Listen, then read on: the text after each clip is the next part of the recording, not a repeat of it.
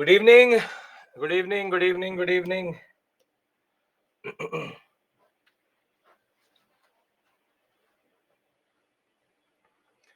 Good evening. Good evening.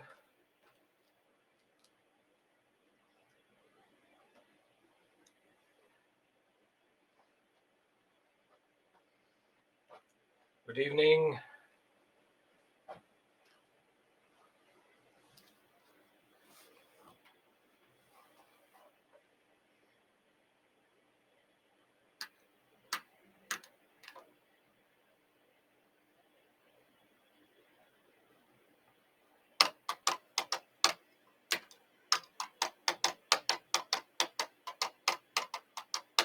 I know the way you approach Nitin Singhania now is that you revise from Nitin Singhania, not learn from Nitin Singhania.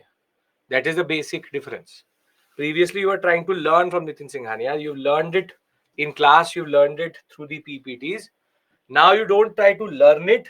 You try to revise it. That is the main difference here. That is a repository. It has more information than needed. Whatever has been covered in class, cover that first, and thereafter you go to other facts if you want to. So simple point is there's a difference between what we call as learning and reading, learning and revision. Nitin Singhania is a revision book, not learning book. Yes, get my point? So Lakshana, the more you will revise, the better it will become. Obviously, the more it is open to you, the more it is new to you, it will be problematic. Yes. See, what today in a way is our last class, but we will meet on 20th. 20th Jan, which is this Saturday. If you look at your dashboard, it will show 5 p.m., but we'll come at 1 p.m. We will cover numismatics, 6 schools of philosophy,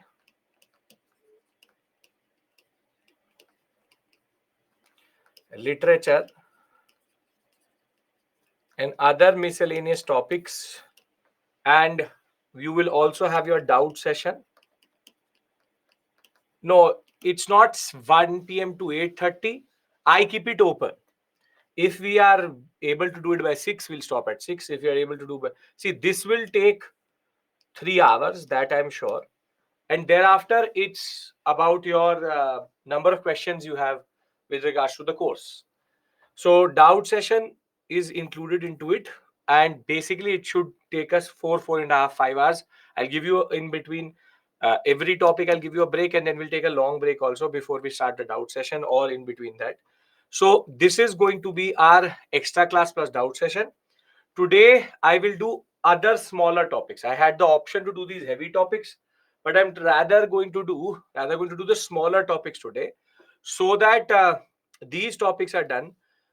Means no class from tomorrow. You would have, I think, some other subject, compulsory English or something like that. This can go up till 6 p.m. This can go up till 6 p.m. More or less 6, maximum 7 p.m. That we'll see. That is totally on our pace that day. Thereafter, today our agenda is very straight. UNESCO, tangible and intangible. And thereafter, we have to do cultural institutions.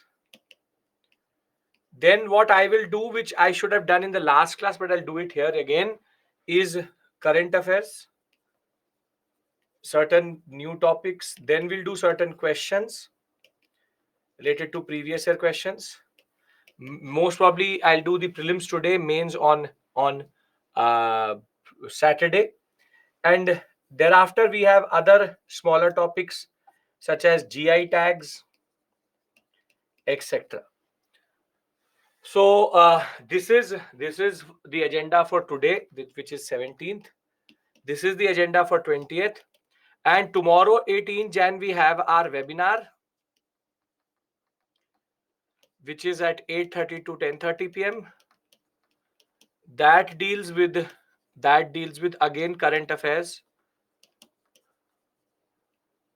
of art and culture. So today, tomorrow, you can get, in a way, the current affairs which I do today is what we did last month, and I keep on revising that way. So we'll talk about not questions on Shiva, but the question was on the bull. Shashank, I'll tell you how to manage that. Don't worry. So Devansh, you can change your batch and go to an old batch of medieval and figure that out. So you have the option to change batches. You can just change the batch and go back. Would we be doing every current affairs tomorrow? No. Current affairs monthly is there. So last month we did a certain set, and tomorrow we'll do another set, 7. 20th from what time we have class? 1 p.m. Class timing 1 p.m. Just reach at 1 p.m. When you leave is on me. I'll decide with regards to that. Everything is written on the screen. When I take ancient medieval, I think I start ancient medieval art and culture in weekend batch again in February. Yes, you can, Devansh. Yes.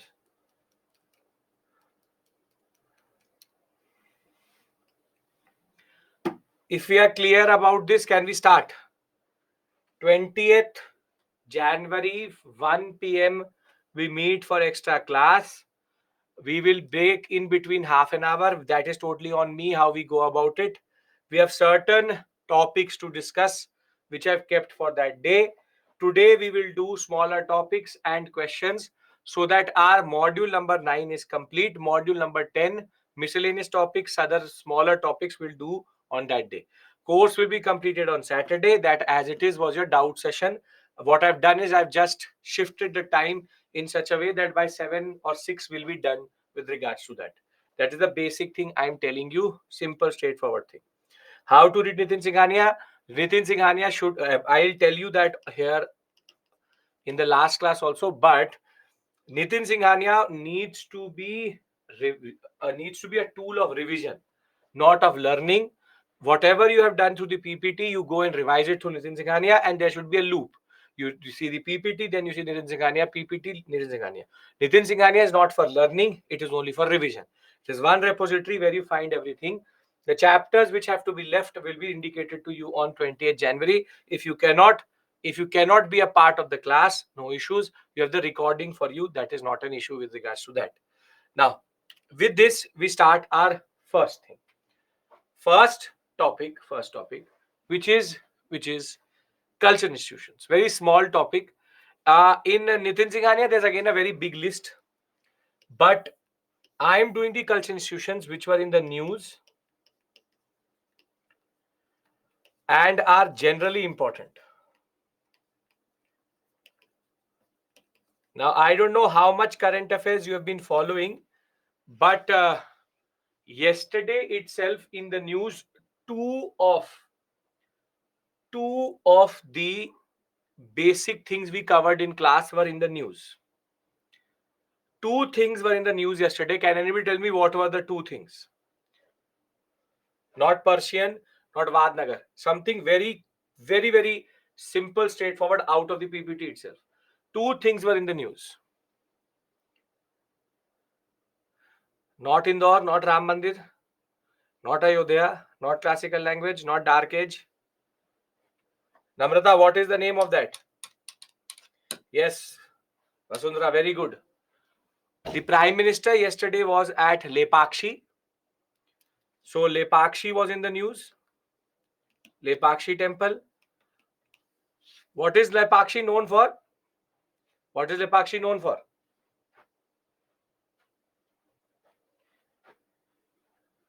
Murals. And what is the peculiarity?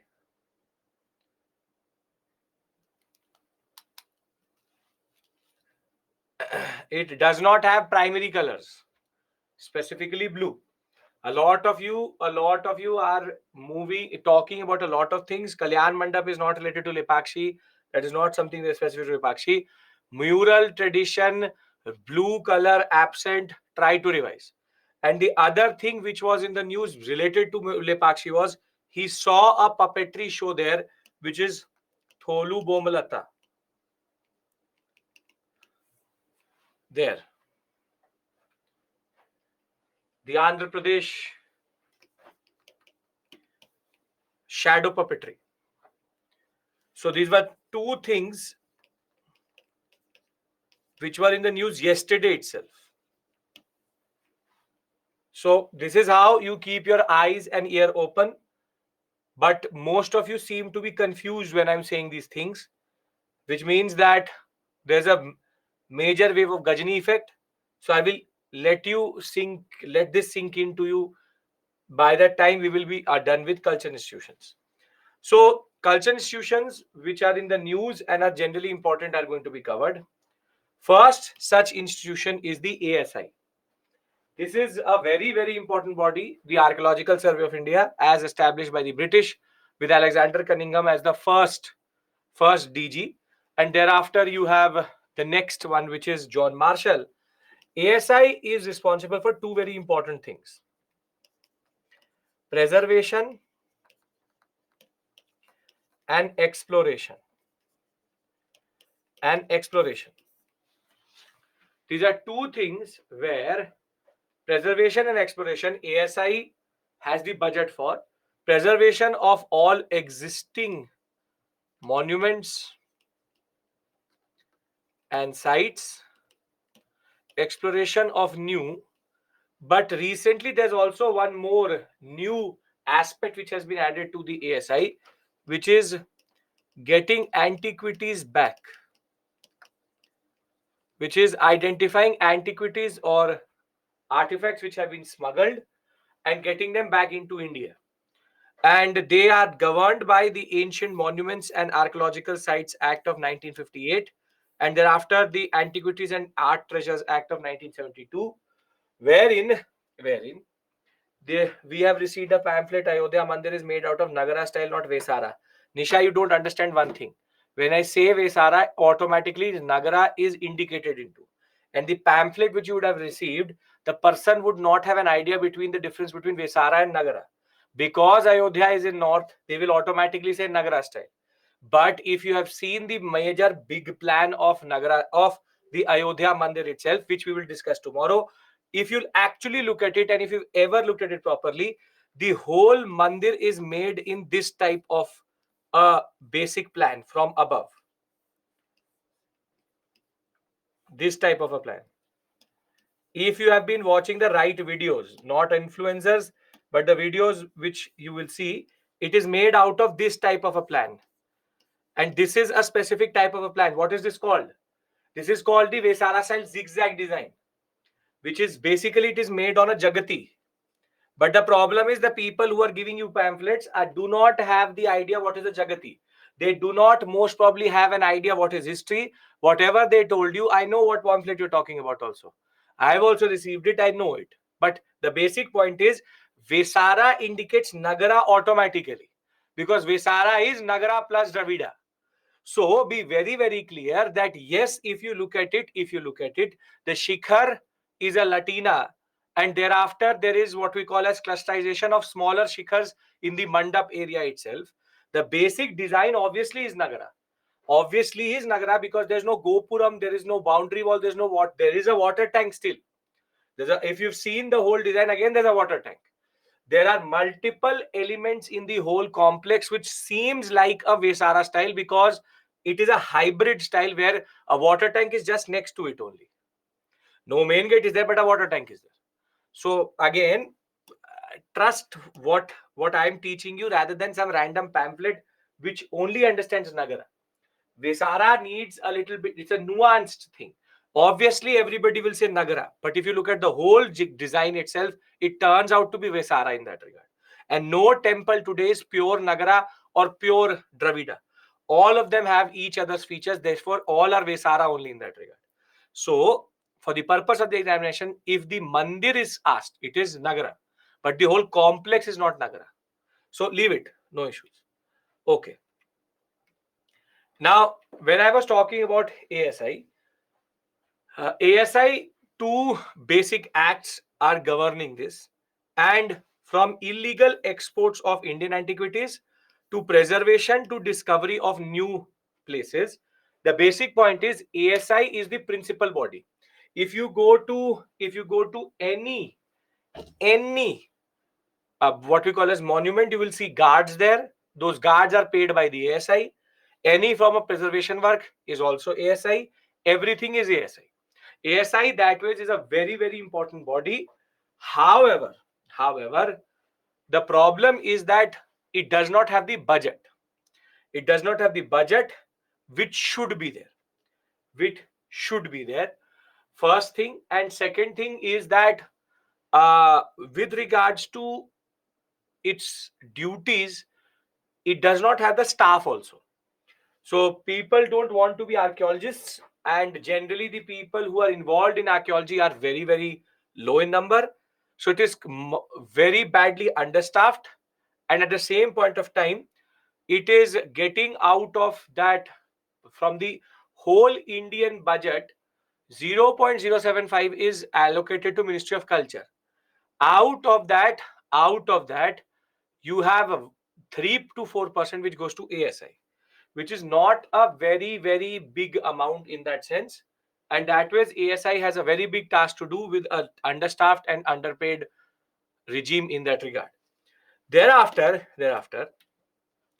the next organization is called CCI.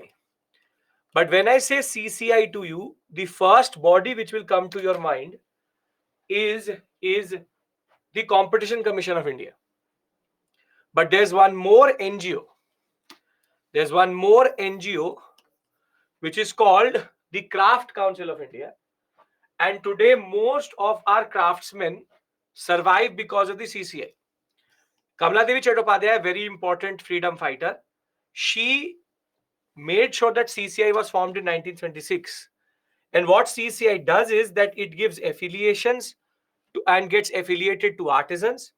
It gives them employment, visibility, and recognition. That way, CCI and NGO, I'm telling you it is an NGO because you have to remember this. It's an NGO which allows for the artisans to get recognized in the larger sphere of everything. First. Then one more interesting body is called the Indira Gandhi National Center for Arts. The IGNCA is important because for a performative art and performance or artist, this organization is very important because it allows for and gives visibility to new and emerging artists in that regard. Be it the acting, dance, drama, music, it is a very important institution for that. So there are three institutions, ASI, CCI, and Indira Gandhi National Center for Arts, which basically play their own roles in their own space: performative art, the Craft Council, and the ASI, which is the primary body which does everything. But now come three academies, out of which one we will discuss tomorrow also in current affairs. One is called Sahitya Academy. Thereafter, it's called Sangeet Natak Academy. And the last one is called Lalit Kala Academy. Or the other name is the Academy of Letters, but we'll talk about them later. The English translation of this. So, Sahitya Academy is the easiest. It is the Academy of Letters, Literature. There's a very interesting peculiarity about Sahitya Academy. How many languages are recognized by the 8th schedule? 22. Sahitya Academy recognizes 24 languages. 22 of the 8th schedule plus English plus Rajasthani. Total 24. There's a very interesting peculiarity that Sahitya Academy recognizes and awards different people according to the 24 languages which are prevalent in India. 22 recognized by 8th schedule, but English and Rajasthani, which are not part of the 8th schedule. Now, the confusion starts from Sangeet Natak Academy and Lalit Kala Academy. Now, Sangeet Natak itself means music, drama, dance is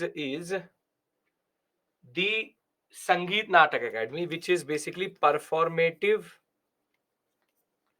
arts, and Lalit Kala is basically visual arts or fine arts, which is basically painting, sculpture, etc. If you understand this, you can answer any question statement based out of this basic discussion, all affiliated to Ministry of Culture. So Sahitya Academy, the Academy, National Academy of Letters, 1954, gives awards in 24 languages as recognized by the Constitution, plus English plus Rajasthani, and it gives fellowships and different forms of what we call as a recognition to different institutions, individuals who are keeping our languages alive. On the other hand, you have Sangeet Natak Academy. This is the one which basically since 1952 is keeping our intangible performative music, drama, dance traditions alive. And last but not the least is Lalit Kala Academy, which basically since 1954 is keeping under Ministry of Culture fine arts alive, wherein it's about how we talk about painting, sculpture, which are called visual arts. Those are performative arts. These are visual arts which Lalit Kala Academy protects. So we've done 3 plus 3: ASI, CCI, and Indira Gandhi National Center for Arts, Lalit Kala, Sangeet Natak, and the Sahitya Academy. Anybody has any issue in these 6? Other than that, there are other bodies which are mentioned in Nitin Singhania. Only learn them once you have a grip over these 6 in that regard. If you want to. Okay. संगीत नाटक, संगीत का मतलब music होता है, नाटक का मतलब ड्रामा होता है. Okay. Indira Gandhi National Center for Arts is again funded by a trust, which in a way gets a little bit of funding from the ministry. It is a place where performative artists can perform, and there are multiple exhibitions which are taking place from time to time. All under Ministry of Culture, obviously. Okay. Now this takes us to the story related to UNESCO. Under UNESCO, we get 2 basic ideas: tangible and intangible.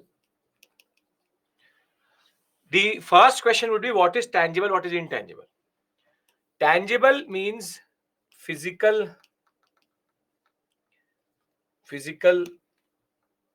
buildings and sites, something which can be touched.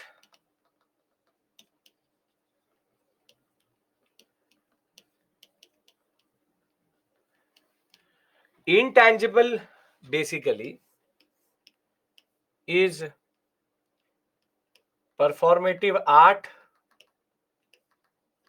skill, culture.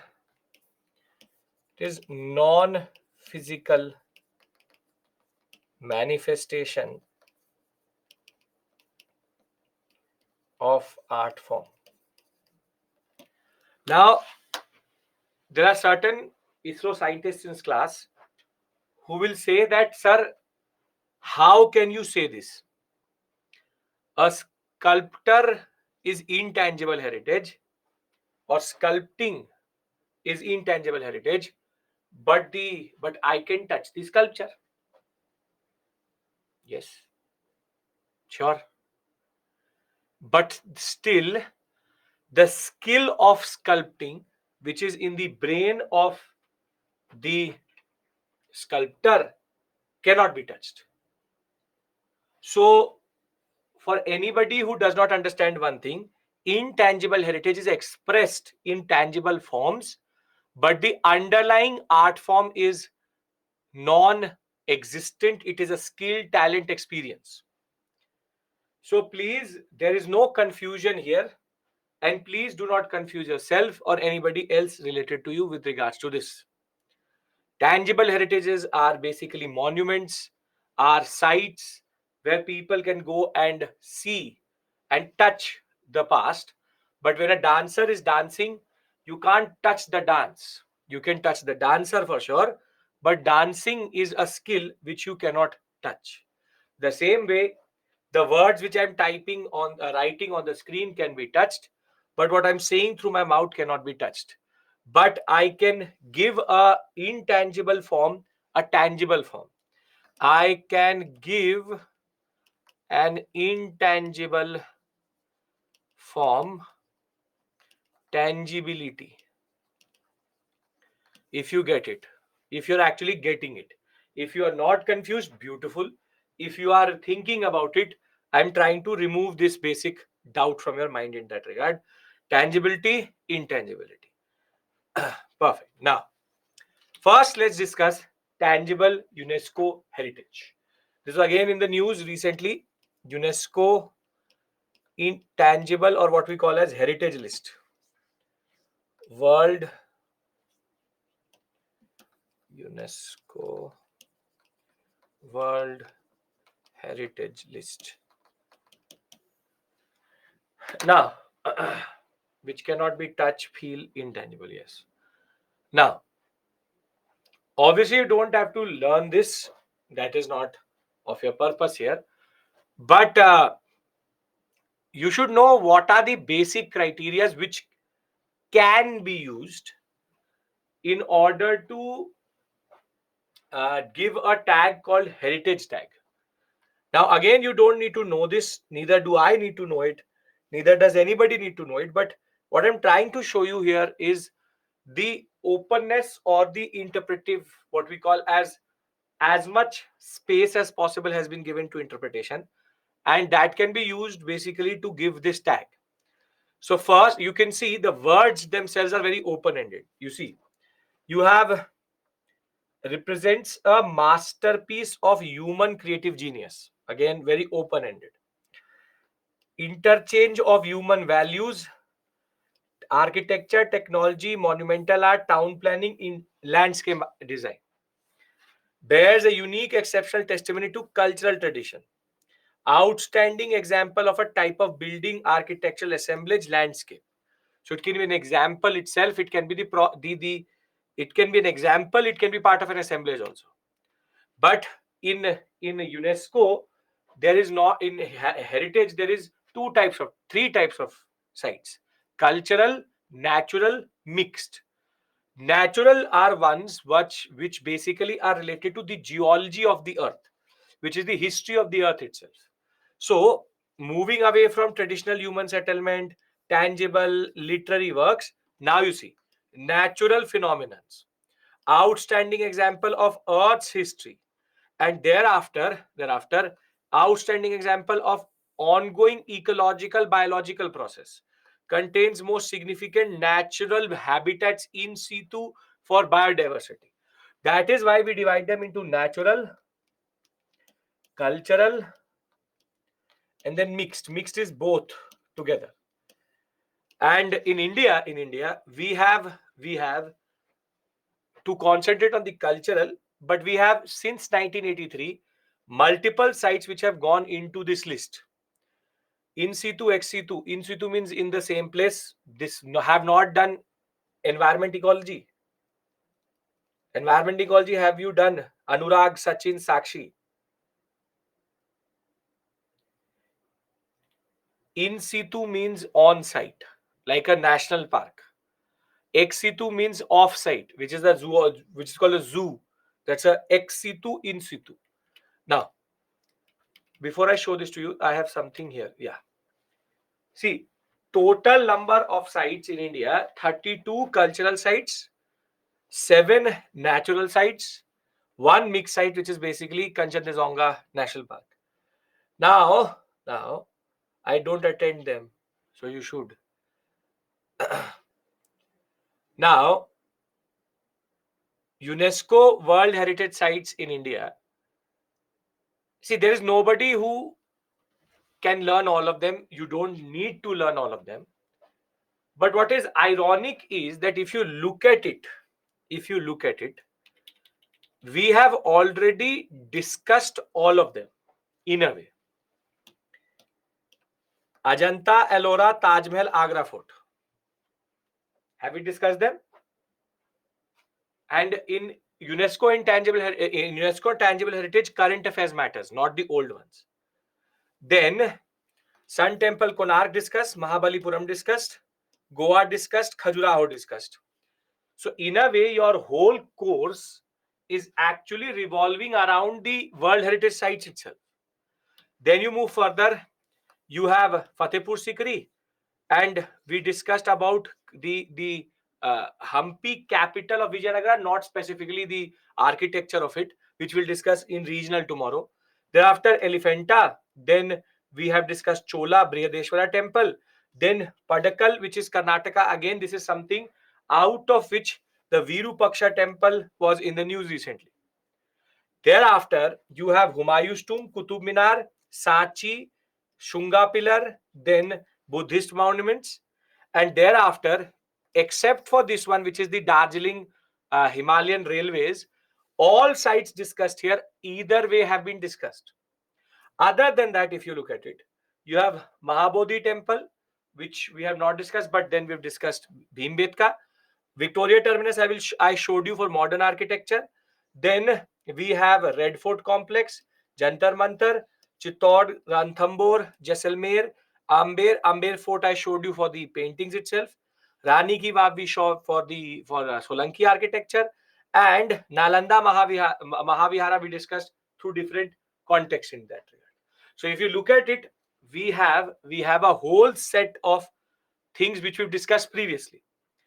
But the basic point is you don't have to remember since 1983. Since 1983 makes no sense. What you have to remember are the past 2 to 3 years. So one is 2018 Victorian Gothic Deco Assemblage of Mumbai. 2019 is Jaipur City straightforward. 2021 was Dholavira and Ramappa Temple. 2022-23 and recently given is Hoysala Temple Assemblage and Shantiniketan. We will discuss these now.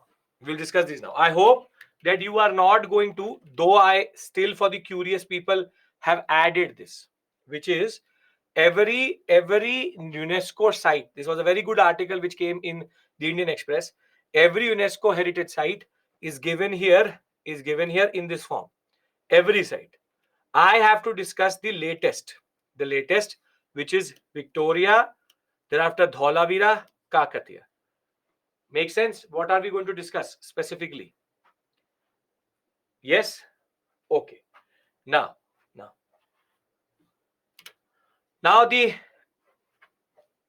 in 2018, we have already seen this structure. See, the Chhatrapati Shivaji Terminus, previously known as Victoria Terminus, in itself is a UNESCO heritage site. However, the South Kolaba area, which is basically the area where the British operated from, the whole area has now been accepted as one heritage site in that regard, because they believe that this Gothic deco what we call as architecture, which is indicative of that initial period of Indo-Gothic architecture, is worth preserving in that regard. So this was given in 2018 as you can see here, it separately has the tag. Which is the Chhatrapati Shivaji Terminus or Victoria Terminus. But 2018 they gave it to the whole set itself. And if you go in the South Kolaba sector from the Taj Mahal, what we call as the Taj Palace Hotel towards the High Court and the whole sector from Elphinstone College towards Sensex, what you will see is that this whole sector has a certain specific type of architecture, and that is what has been now preserved in that sense. Now, in 2021, Dholavira was given as a specific site. Uh, Out of all Harappan sites, one site got UNESCO heritage tag because of its water management. We've already discussed that. Already a question has also come. But from that assemblage, one question has not come. Dholavira was also given this tag with the Kakatiya Ramappa temple. The only temple which is not remembered for the god or for the king, but because of the architect. Ramappa was the architect. Now, the beauty of this temple generally is the fact that it is a very good specimen of what we call as Vesara style. Vesara style, and this is what I call Jagati, and the zigzag pattern which you can see here. The shikhar itself is curvilinear but is made in a stepped manner. That is why it's Vesara. It's a proper Vesara style temple. Obviously, Kakatiyas would be Vesara in that regard, with the use of what we call as black basaltic rock for sculptures in retributed structures itself. But what this temple got this tag for was not this sculpture, but for what we call as sandbox sand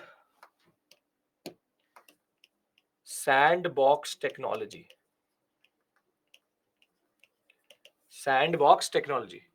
Now, basically, there are multiple inscriptions near Ramappa temple which say that in 17th century there was major earthquakes in which all the different temples around it were destroyed.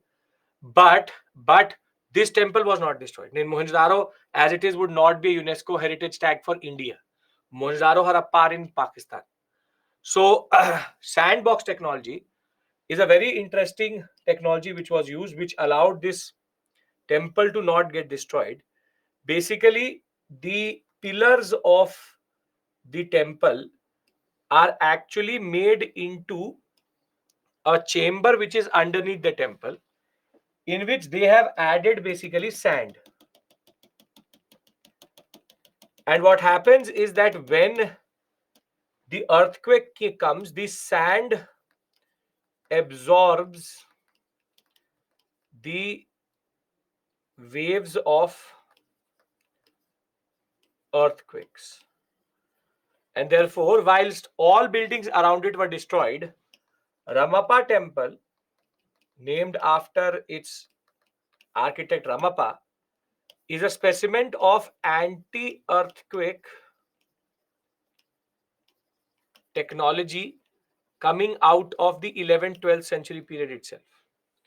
So, very simply, the Ramappa temple here, the Rudreshwara temple, Ramappa temple in Telangana, is something which is unique to this temple. How, I told you right now, but somehow some of you are not listening or are too distracted or don't care. Ramappa temple, the base has sand in it. And again, I don't want to go into the mechanics of it. When the S wave, P wave, surface waves will come, the basic point is sand vibrates and absorbs the what we call as waves, and does not allow it to go to the main pillars of the temple. This is an anti-earthquake technology which was used in the 12th 13th century period by the Kakatiyas and Ramappa.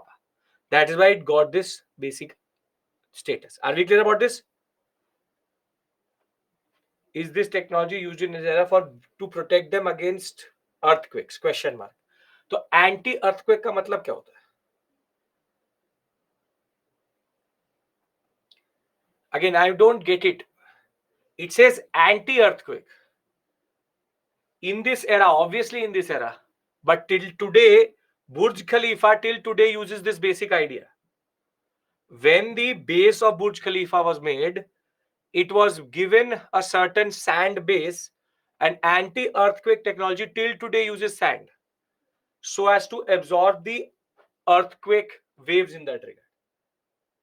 So very simply, with no modern architecture, with no modern technology, Ramappa was able to basically develop this idea in his mind. Were they inspired from us? Sure, why not? Earthquake resistant. Can I move to Chennakeshwara temple, Someshwara temple, the temples related to Hoysala which got status this year? Now the latest current affairs is this. The sacred assemblage of the Hoysalas, we discussed this again in the context of those black statues are for aesthetic, obviously aesthetic purposes. उनका earthquake से क्या मतलब है? These are Vesara style temples. You have Chennakeshwara temple, Hoysaleshwara temple, and Keshava temple. Three temples which were recognized under this. And Belur, Helibed, and Someshwara Puri in Mysuru are the three places where they were recognized. Now, these temples are a very good specimen of Vesara style. Somehow they have a Gopuram for entry, but once you enter, you get that beautiful zigzag design with the Jagati itself, with the black basaltic rock. If you move a little bit closer, you will realize the stellate plan is also there. The stellate plan, which is the star plan, is also there. And the sculpture here is actually very beautifully carved into the rock itself, which in itself is quite unique. That is why this was already in the representative list, but you go from nomination to what we call as tentative to then representative. So it was in the tentative list, now it's in the representative list. That's why you said Ram Mandir is Vesara. Yes, because Vesara already means Nagara in that regard. That is a technicality which I expected from you to understand, but you all are confusing that. But sure, why not? The basic point is when you have a small, low platform, then it automatically becomes Jagati. That is something you've taken from the what we call as the Vesara style in that regard. Now, let's get to know about them one point at least so that you can answer into the examination.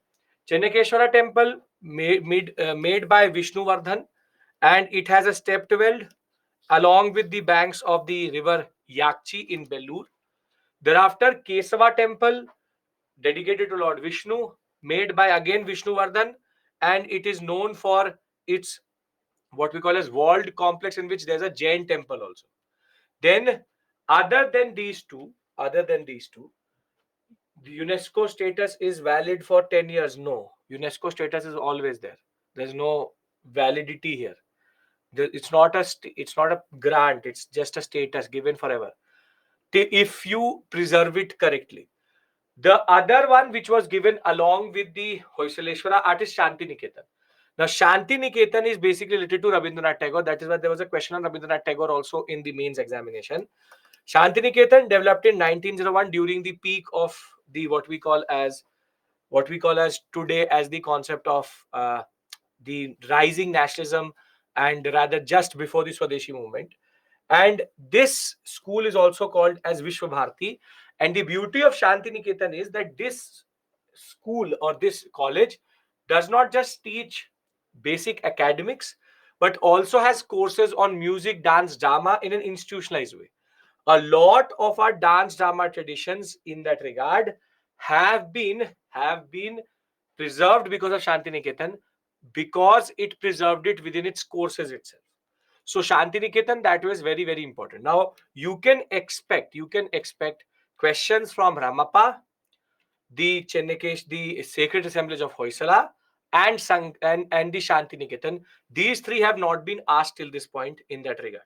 So before we go to GI tags, UNESCO tag can be taken back by the UNESCO if you are not taking care of the site in the way it should be. It gives more responsibility rather than any grant. UNESCO tags don't give you any money. It's a responsibility given to you. So what I want to do is I'll give you a 5-minute breather. I'll leave you on this slide. Think of it, look at it, and thereafter we will move to GI tags. These topics are untouched by UPSC. The three things which I told you, right? We come back at 6. and we then move forward. I want you to look at it so that you can learn it here itself. Okay.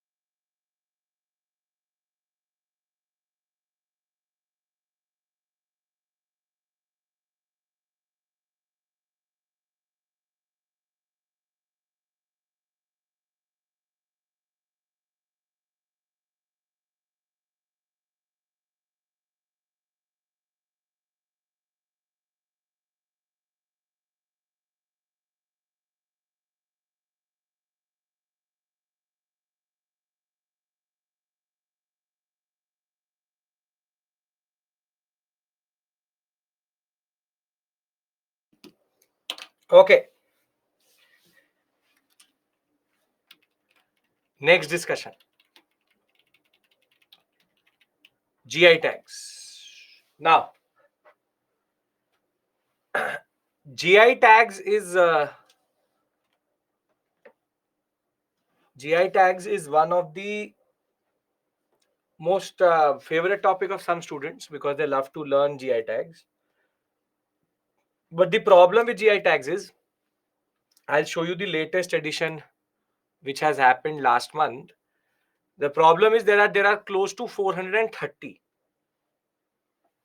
close to 430 GI tags.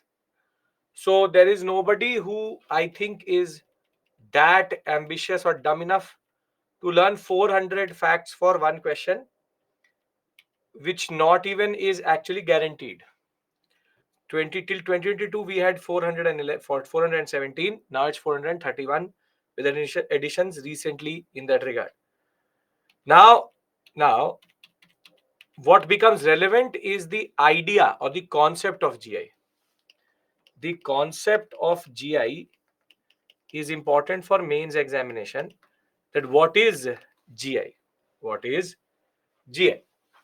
Now, the first thing is that it is called geographical indications. GI. And GI is part of a larger concept under what is called as TRIPS. Trade related intellectual property rights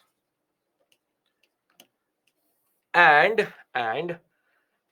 in a way the UN and the WTO recognize TRIPS, specifically WTO. Now there's an act for GI which is Geographical Indications Act 1999, but this protects intellectual property. Now, intellectual property can be divided into four basic categories. One is called patent, the other one is called copyright. Thereafter, it is called trademark, and then you have registered. And in a way, GI is related to trademarks, but GI is not part of this larger regime because these four are very vigorously and very strictly observed and used. On the other hand, GI is not that strictly in a way. There is no in breach of GI. There will be no major consequences other than a reprimand, which I will tell you what it means. The patent is given to industrial design, to technology, to pharmaceutical companies. Bedaquiline was in the news because of this, that its patent was not given in India itself. Copyright is basically for literature and lyrics and songs. We have seen this small c. For example, my book is copyrighted to me, that you cannot use the book or the content, copy it without taking permission from me. So you have literature, wherever words are involved, it is copyright. Trademark is this, TM. So you have, for example, Nike, which is trademark. It will have a trademark sign here. We'll say TM here. Then you have, for example, yes, anywhere there are words involved, dialogues, movies, all comes here. Then you have, for example, the iconic Adidas, which is trademark, which is basically a symbol. For this is also a trademark. This is a Baiju's trademark. Thereafter, registered. Registered is basically small r. This is for companies. So, for example, it will say Nike registered, and it will say something like this, trademark. So basically, these are the four basic things. Now, Patents are given to individuals and to groups. Copyrights can again be given to individual and group. Trademark is given to a specific individual, a specific company, and registered is also given to one individual, one company. Basically, if you breach any of these, you can be taken to court and you would have to then pay a certain amount of penalty, or you could also be losing your own company or its basic design or anything other than that. Very stringently, in a way, used and applied. On the other hand, GI is different. GI does not fall under these four, but is a sister of the trademark category itself. Geographical indicator is a very is a very interesting concept. The concept is that GI tag GI tag recognizes and identifies a certain product, commodity, for consumers and sellers,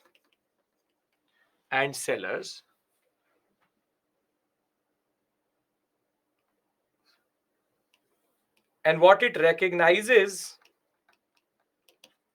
and identifies is a certain characteristic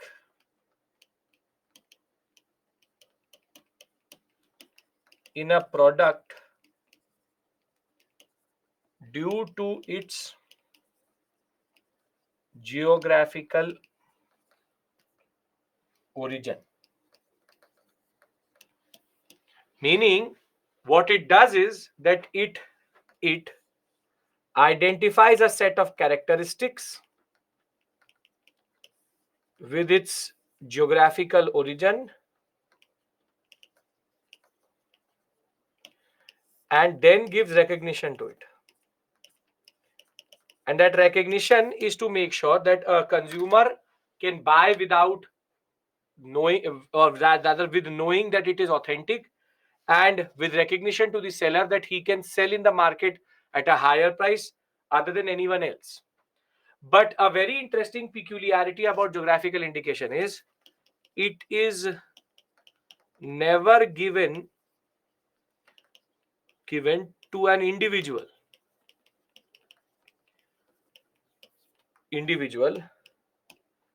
Rather, it is given to all the producers from that area or geography. For example, you have a simple straightforward concept. For example, you have the Manipur chili, or you have Darjeeling tea. Now, you can only put the name Darjeeling tea with a GI tag, or saying that it is recognized by the registrar of GI on your what we call as product, if you are producing in Darjeeling. But everybody from Darjeeling can do it. Same way, Muzaffarpur lychee, every lychee producer in Muzaffarpur can say that he has a GI tag. Who gives GI tag? The registrar of GIs, who is there or who is under the ministry or DPIIT, which is the Department of Industry and what we call as technology related to it. But more than that, it is given by the registrar within it, and other countries can also take it.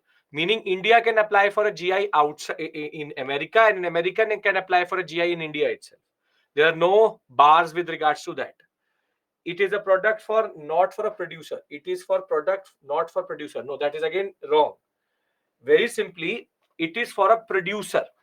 If you are producing lychee in Muzaffarpur, then that lychee as a product becomes the Muzaffarpur lychee, and therefore when you're packing your lychee, you can say it is the iconic GI recognized Muzaffarpur lychee. So it is given to the producers of that area, or to the product if you take it the other way around, like Darjeeling tea or anything. So the very specific thing is the tag is given to a specific product, and the concept is lychee is grown in UP also, lychee is grown in Karnataka also, lychee is grown in Muzaffarpur also. But Muzaffarpur lychee would have a specific taste and characteristic which comes from the concept of being grown in Muzaffarpur. How about Tirupati laddu? Same thing. The laddu is the Tirupati laddu you can make at home itself. Tirupati laddu you can, for example, make it in any place in any place in India, but you can't call it Tirupati laddu because that specific taste and the way it is made is specific to Tirupati. So again, it's not rocket science. It's very simple because it is being produced in a certain area. It will have a certain characteristic.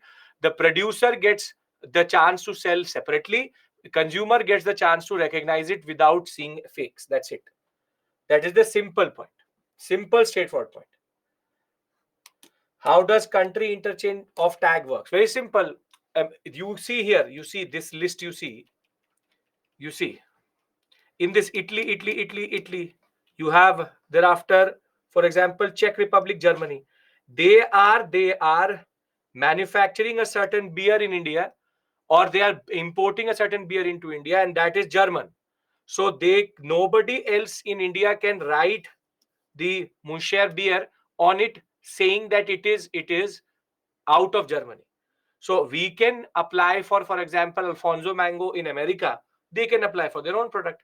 So it is given to other countries also. 32 such cases are there where other countries are also given this recognition. So let me read it out to you. It will make more sense.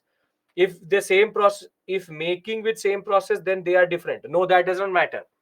I could be making Tirupati laddu in Tirupati. I could be making Tirupati laddu in Bangalore. I could be making Tirupati laddu in Rameshwaram. But Bangalore and Rameshwaram cannot package that laddu as Tirupati laddu because only when it is produced in Tirupati it will have the GI tag. That is a basic point. Okay. It is specific to geography. A geographical indication means a particular item that has originated from a particular region only.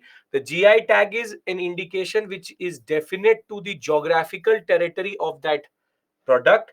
The use of geographical indication may act as a certification and protection that the product possesses the specific quality and is made according to the traditional methods, enjoys a certain reputation due to its geographical origin. It ensures that none other than those registered as authorized users are allowed to use the popular product name. If they use it, you can a state can move, or the state mostly moves. The state can move to the registrar and reprimand and basically blacklist that producer. That is the only thing which can be done in that regard. That is the only thing which can be done. There's no penalty, there's no breach in that sense. If there's a breach, you just get reprimanded, you will stop producing it. There's no penalty here. There's no the judiciary involved in that sense. Most commonly, a geographical indication includes the name of the place of the origin of the goods. Once the GI production is granted, no other producer can misuse the name of the same thing in the market itself. It also provides comfort to the consumer for authenticity. It is given by or governed by the Geographical Indications of Goods Act 1999, given by the registrar in that regard. A trademark is given to, remember, individual are given to individuals. On the other hand, GI may be used by all producers who make the product in a geographical location. This is a very important point you need to understand. You need to understand this point very clearly. Example for third point. I don't get it. Which is third point? This is this third point, or this third point. Which third point? So remember the point before you ask me to tell you which third point. So, so when we'll do current affairs, I'll tell you the recent additions into GI. Thereafter, I would now want to go into the discussion related to again previous page. There are multiple pages. The simple point is now we will move to UNESCO intangible heritage. Then we'll come to these awards and all after the break, and we'll do questions also. 1 second.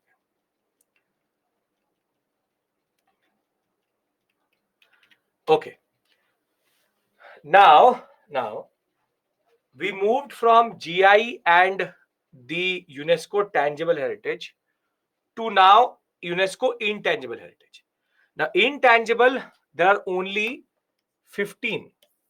Two have been added recently. One is Durga Puja, used to be 13, Durga Puja, and then the latest is Garba, which will discuss again in the current affairs section.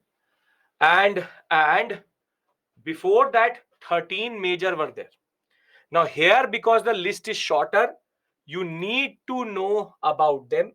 And I will try to give you, if possible, a certain audio out of that, basically Carl Bailey and all. You can listen to it so that there's a certain memory to that. Now, the concept of UNESCO intangible heritage is very simple. It is based on the fact that it can be a skill, knowledge, expression, it can be a representation, it can be a practice, it can be an artifact, instrument, it can be a cultural space, it can be anything. Given by the UNGA, under which you have the Intergovernmental Committee for Safeguarding of Intangible Cultural Heritage.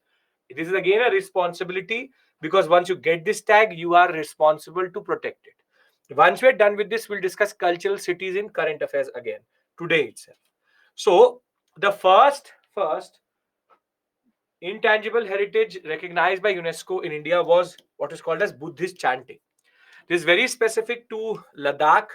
Again, this is the only thing which you need to know, which will help you in the examination. Other than that, you can get statement-based questions, which we'll see. So Buddhist chanting is very specific to the Vajrayanic Buddhist monasteries of Ladakh, and they have a certain way of what we call as chant mantras, and in a way to get salvation and meditate. So I'll make you listen to a little bit of Buddhist chanting so that you can understand it itself.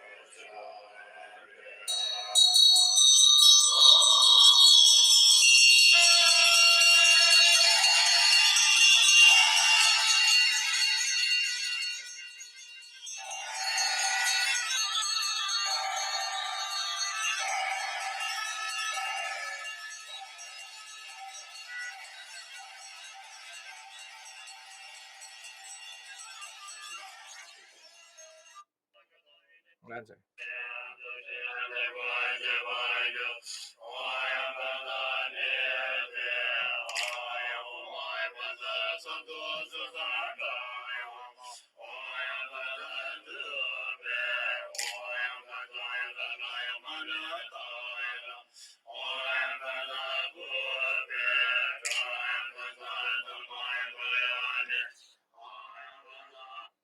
I hope you get it, which is Buddhist chanting. India give name, yes, we give name, they will accept it. Buddhist chanting, you will have heard it for sure in your life somewhere or the other, but you didn't know. You didn't know. So mostly in Pali Prakrit, uh, because it is based on Tantra Mantra, some places Sanskrit also. Okay. Now, Buddhist chanting, first one, not very difficult. Thereafter, you have Kalbelia. Rajasthan, very important tradition. Buddhist chanting is done in these forms of big monasteries.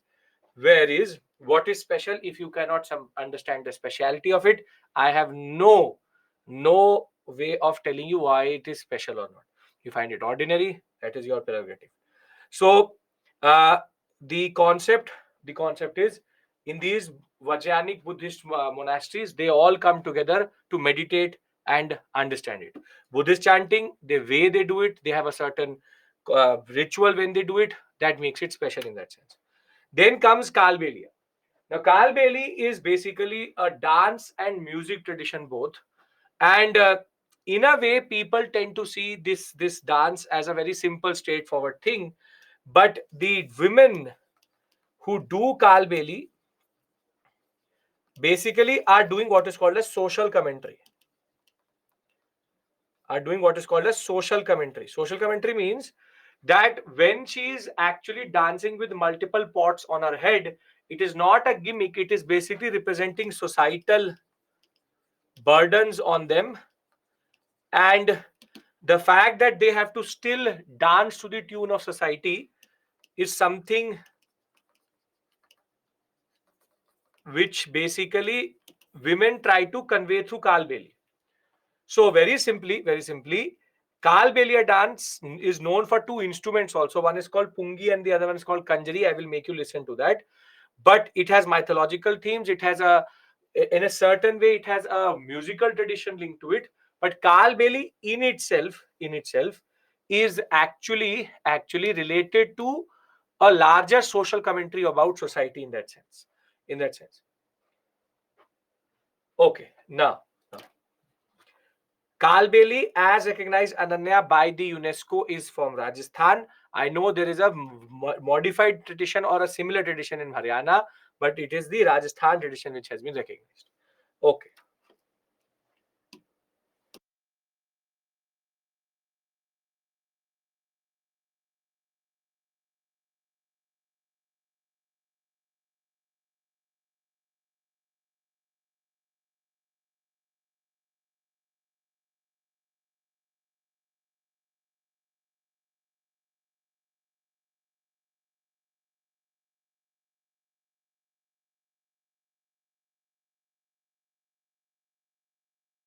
So first is this tradition which is related to the Pungi and the Kanjari. You should listen.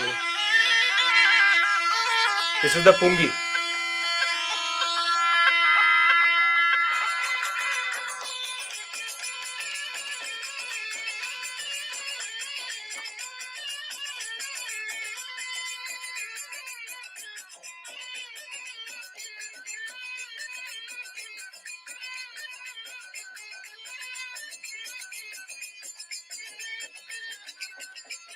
This is the dance tradition. For that, this is the song. And then there's one more tradition where women sing, and that is again social commentary, which I'll make you listen to 1 second.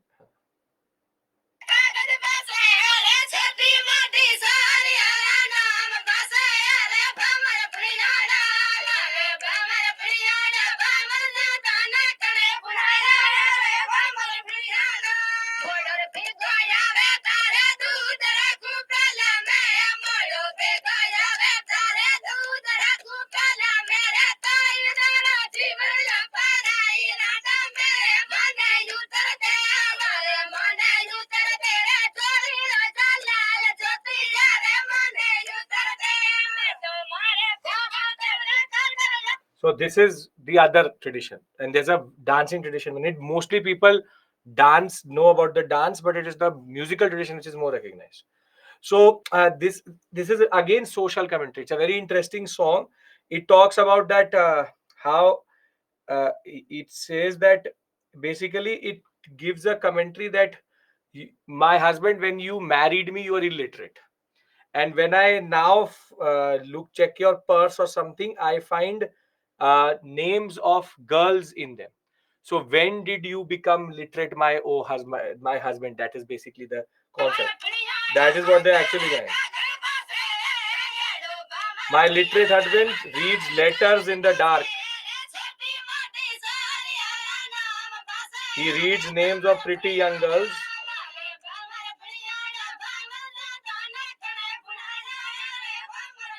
Who made you literate, my dear husband?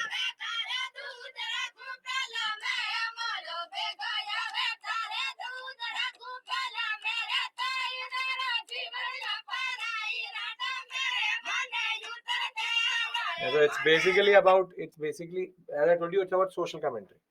So she's basically saying that you were illiterate when I married you. You read letters from girls in the night. Who made you literate, my husband, in that regard? So there's a basically Kalbeli is that way is quite nuanced, has multiple different understandings. So okay, then you move to the next tradition, which comes from the eastern sector of India, has multiple forms, but is very popular in Jharkhand. This is called Chhau. Now, Chhau was in the news because in G20, one of the basic meetings happened in Jharkhand, and the whole Jharkhand sector, and there's a stamp also which is issued in the very iconic, what we call as iconic masks which are used in Chhau. Chhau is against dance and drama tradition, and very simply, it has 3 to 4 variations to it. One come from the Odisha sector, one from West Bengal, one from Jharkhand, but is recognized and is performing Mahabharata and Ramayana and other folklore. Sir, which channel are you using to this? If you write just basically Chhau UNESCO, you will get it on YouTube. Now, the Buddhist chanting, Kalbeli, Chhau, these are three new things for you. Other than that, Kudiyattam and I think Mudiyattu we discussed yesterday itself. If you have a memory for 24 hours back, I think if you remember, we discussed Sanskritic tradition form coming from Kerala. Mudiyattu and Kudiyattam are both recognized as very interesting traditions.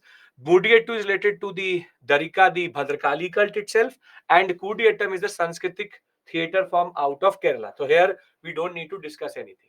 Then we have three traditions which are quite important in India. One is obviously Kumbh Mela. Kumbh Mela, we already know this is Chhau. Thereafter, Kumbh Mela, we already know is very, very significant because of the fact that it is a spectacle in itself, and it does not happen in one sector. Kumbh Mela, Kumbh Mela happens in Haridwar, Ujjain, Nasik, and Prayag, and is again linked to the larger story of Samudra Manthan, because it is believed that when the nectar, the Amrit was being taken from the Samudra to Lord Vishnu, basically the drops of Amrit fell into these rivers in these four sections, and therefore Haridwar, Ujjain, Nasik, and Prayag are considered four areas where in certain places, in certain nakshatras, it is considered very, very important to take this holy dip. Ritualized bathing is something which is part of Indian culture generally, but Kumbh Mela got recognition for ritualized bathing with the sacred picture story, which is basically Samudra Manthan story. Then you have a tradition which was integrated by Akbar into into his court, which is Navroz, which is basically the Iranian New Year or the Persian New Year. This is very well, it's a festival. It is very well representative of Iranian culture, Persianized culture, happens in India in a very unique way. That is why it has been given recognition in India as a tradition. Then we all have been talking about a lot of things nowadays about Ayodhya and the Ram Mandir itself. But one tradition which is literally dying and is related to Lord Ram is Ram Leela. Ram Leela is the story of Ramayana enacted by certain actors. Now, Ram Leela used to be a moment in which everybody used to come together. Multiple communities used to come together. Even Muslims, Sikhs, Buddhists, Jains, most of the actors, the religion did not matter. They used to come together into Ramayans. But the point is, Ram Leela used to happen in every nukkad, in every district, in every place where there was in India. But now it's becoming more and more obscure because the audience itself is not there. So Ramayana, and as represented through Ram Leela, is now at the verge in the what you call as in the country of Lord Rama. The fact is, Ram Leela is now being recognized as a UNESCO intangible heritage because of its vulnerability. The Ramnagar Ram Leela is considered the most important because the whole city itself, each part of the city becomes one scene, from Lanka to the one to Ayodhya, and Vrindavan, Varanasi, and Satna are also four places where Ram Leela is done very, very properly. Ram Leela and Ras Leela obviously cannot be the same. Ras Leela is of Lord Krishna. Ram Leela is of Lord Rama.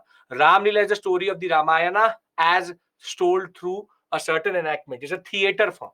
There's a theater form. That is that is a form of Krishna's stories in that regard. So Ram, not Ramnagar in Karnataka, Ramnagar in UP, and that is not called Ramnagar, it's called Ramanagar. That is a different spelling in that regard. Now then we come to two festivals, or other two very important moments in different places.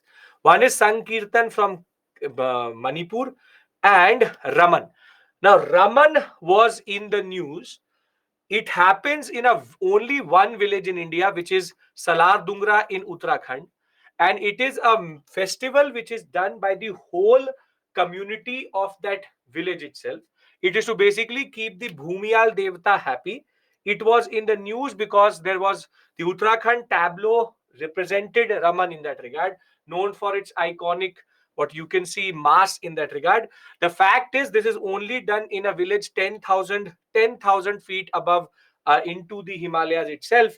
And it is to basically keep Bhumiyal Devta happy.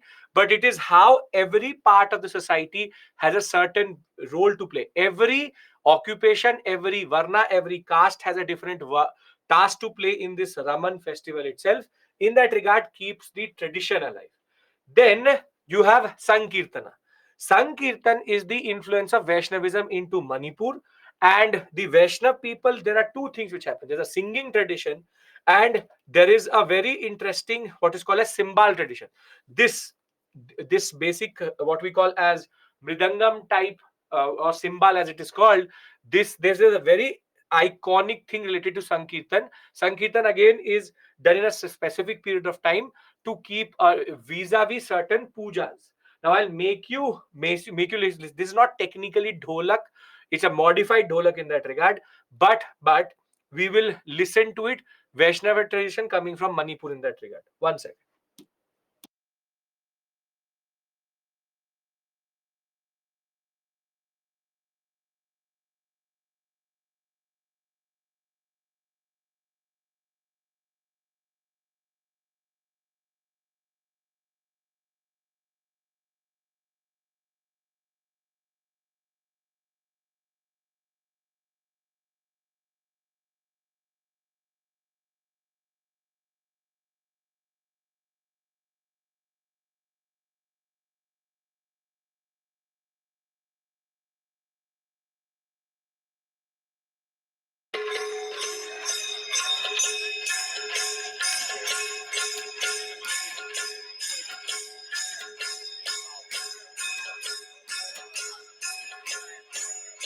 This cymbal and the dholak in a way.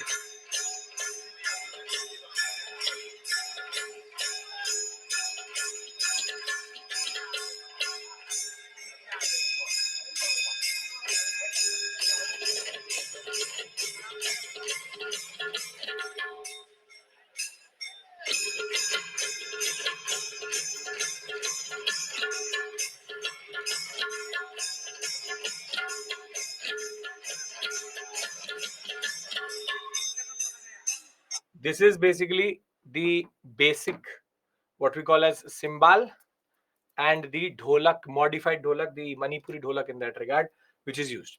Again, only have to remember there's a singing tradition also where women sing. What is in the middle is basically the kalash. They establish the kalash and thereafter sing around it and celebrate around it. So we have done Mudiyattu, Kudiyattam, Raman, Ramlila, Kalbeli, Buddhist chanting, and you have Sankirtana and Kumbh Mela. Are we clear about these? Are we clear about these? Anybody? Navaros along with that. Done. Okay. And Chow, yes. Okay. Thereafter, the next set is three things which we already know about. One is yoga. Obviously, everybody knows yoga has been given a intangible heritage tag recently with regards to a tradition in India. We'll be discussing the philosophy of yoga on Saturday. For anybody who is just joined or has not been, on 20th January, Saturday, 1 p.m. we meet for two things. We will cover a certain portion of the whatever is left in that regard, three basic topics, plus the doubt session. The doubt session is on 20th Saturday, 1 p.m., 1 to 6 or 7, whatever time takes, we will finish everything. By 8, we will be surely done. Now, So yoga, everybody understands and everybody knows. Then you have a specific skill which is called the Thatheras of Jandela Guru in Amritsar sector. In the Punjab sector, in Jandela Guru, we have a specific type of Thatheras, basically copper workers, bronze workers, who have been recognized as a intangible heritage skill. You would have for sure seen it in your life, which is copper objects with small dimples on them. Those dimples basically now are put by machines also, but the Thatheras have a certain way of making it, and their iconic utensil making from Jandela Guru is recognized as a UNESCO intangible heritage. Thereafter, the last major one was Vedic chanting. Under Vedic chanting, this is the see, Vedas are a tradition which were remembered by what is the use of these pots. It's just a aesthetic choice. Vedas was something which were remembered by the Brahmins and disseminated through speech, and therefore Vedas were chanted. So Vedic chanting was recognized as a dying tradition, which is within the Brahmin community, Brahmin priest itself. And though we have now written Vedas, the oral tradition of Vedas has a certain interesting idea about it.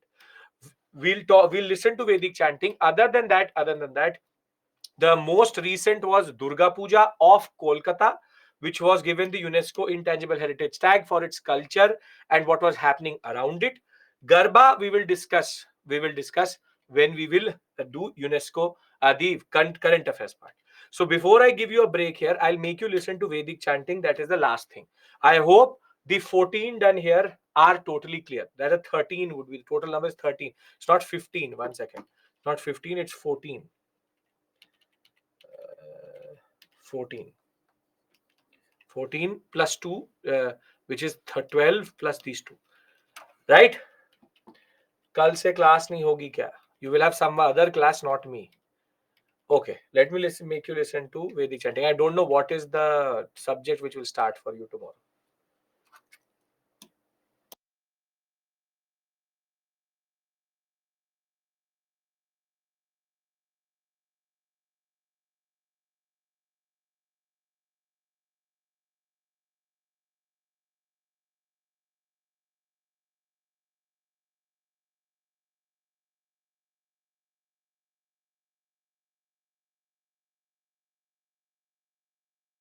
Corpus of Sanskrit poetry, philosophical dialogue, myth, and ritual incantations that were developed and composed in India by the Aryans,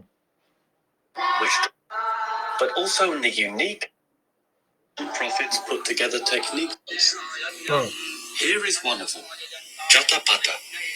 2 words repeated the right way round and then backwards.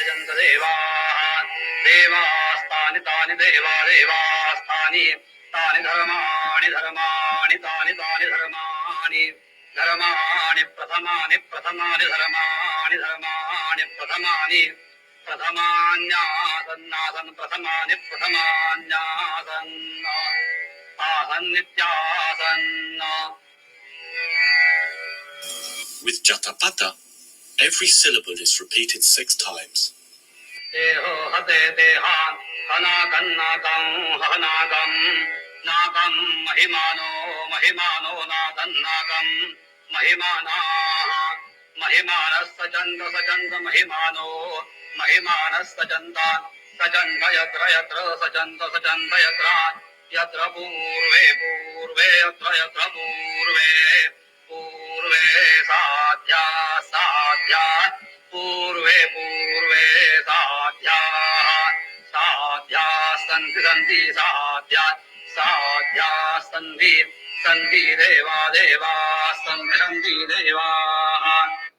So this is not basically Sanskrit, it is Sanskrit only. So I hope now all the UNESCO intangible heritages are clear. When we come back, we'll start with small 2-3 topics and current affairs, and we'll do questions. Done? Okay. So we'll be back by 7. and we'll take the story forward.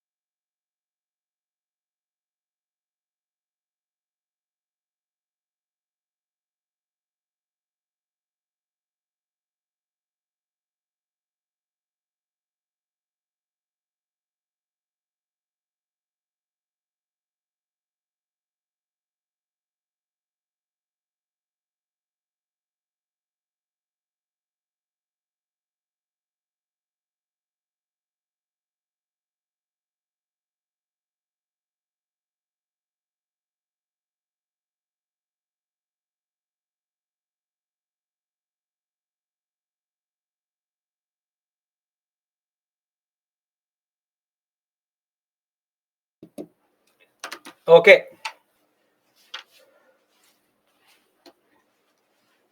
let's start again.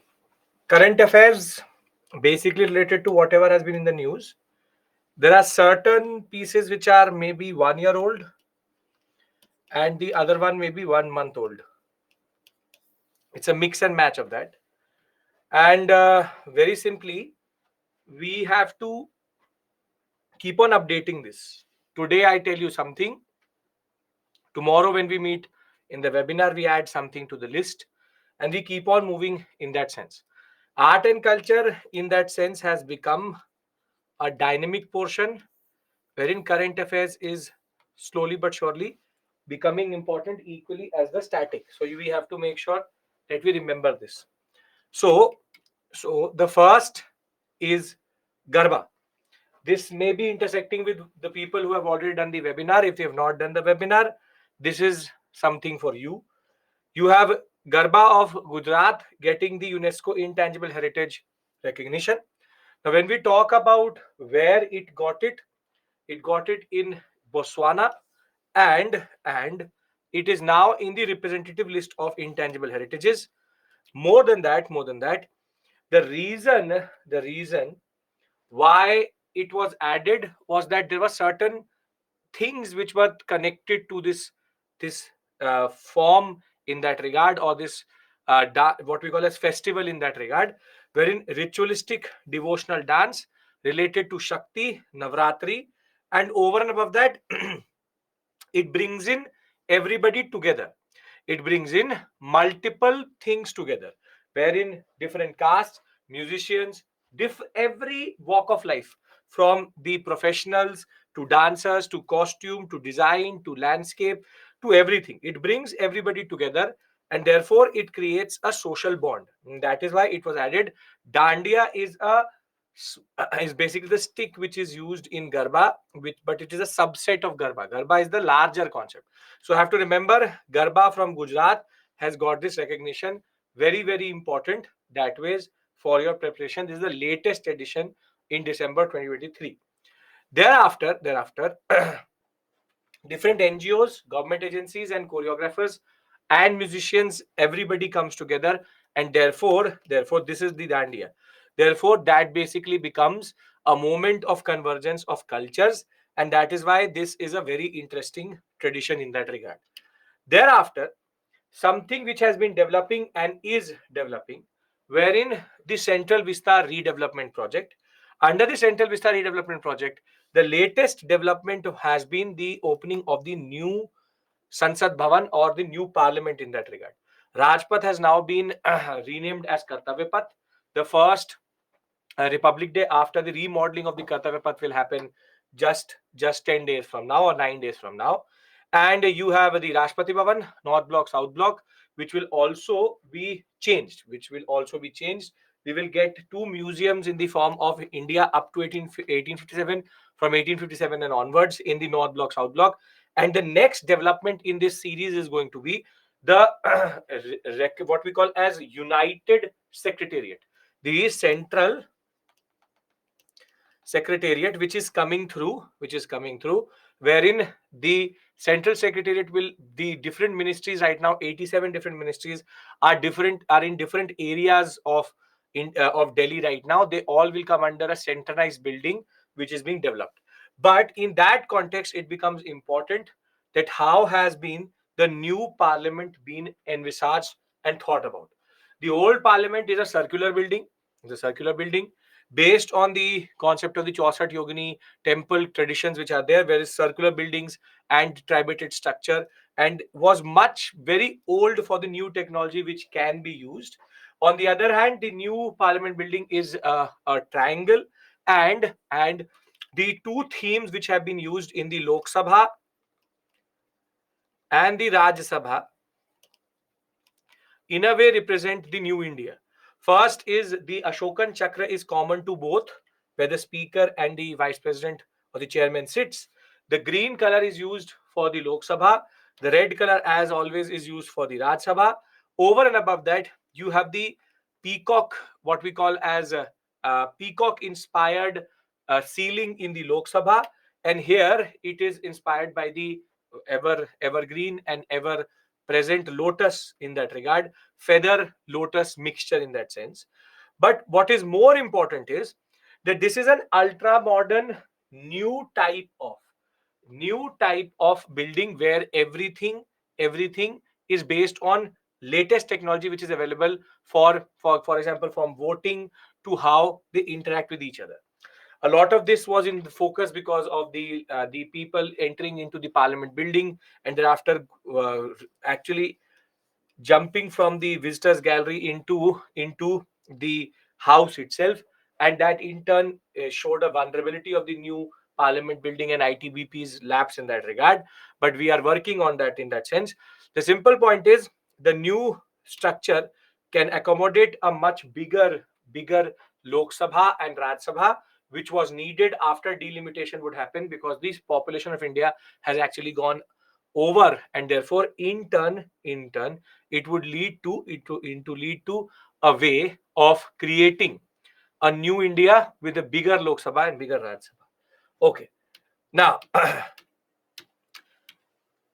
now comes the recent GI designs or GI tags which have been given. Recent GI tags. In this, you have the first one, which is basically the Ladakh Sea Buckthorn. This has got the recent GI. Again, this list will keep on changing, so you can't do anything about it. Generally, the Ladakh Sea Buckthorn, which is basically grown in Ladakh, has now got a GI tag.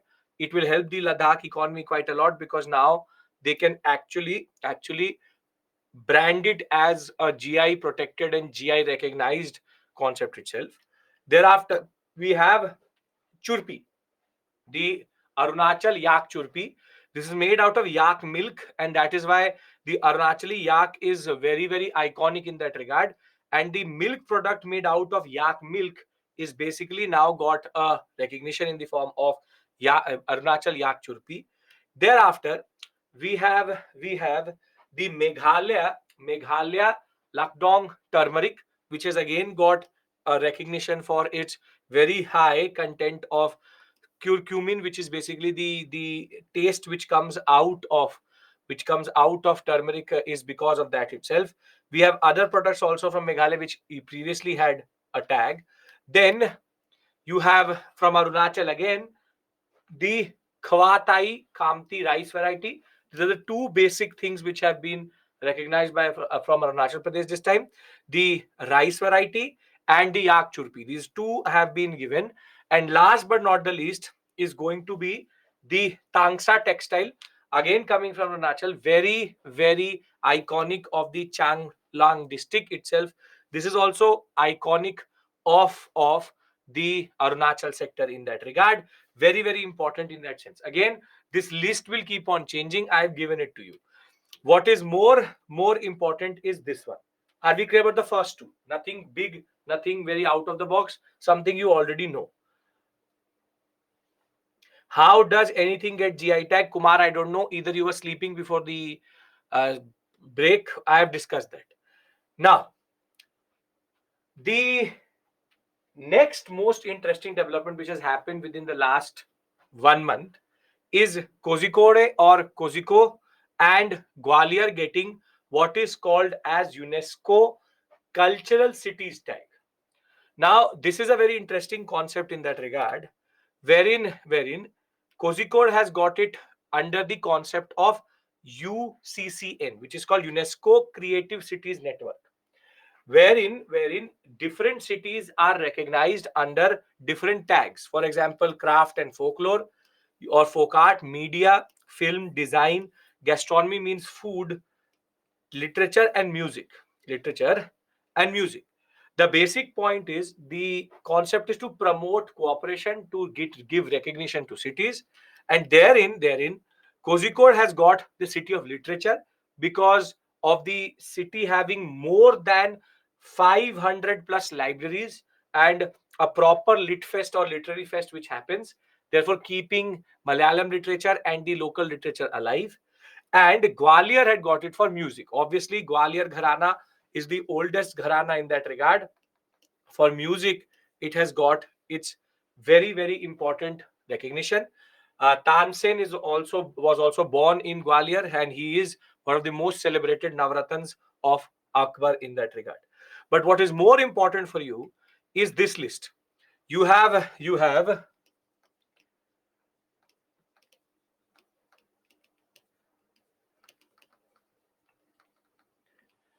and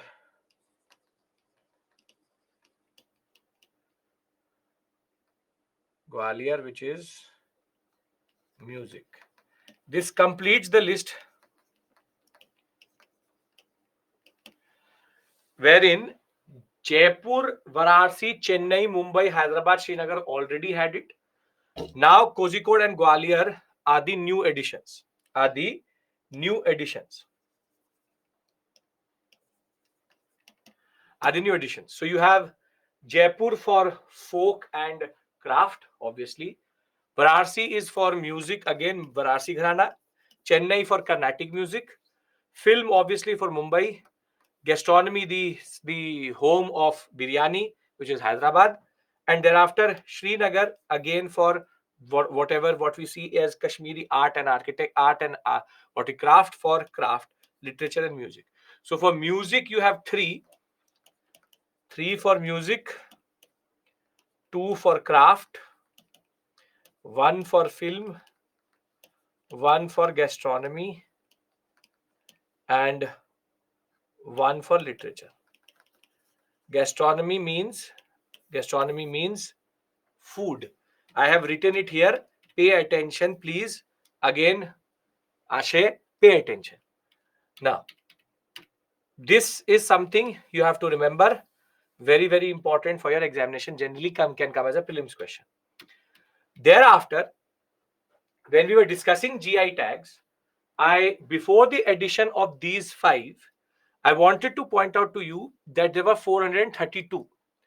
More than that, the highest number of GI tags was held by Karnataka and Tamil Nadu, and thereafter Kerala, Uttar Pradesh, and Maharashtra. But what is more important is 31 products out of this 432 actually had foreign origin. So as to point it out to you that yes, foreign origin products also get GI tags. So what we've established till this point is GI, UNESCO intangible, then UNESCO creative cities,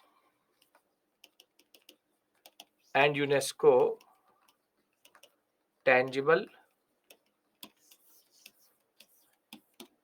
and we have the parliament.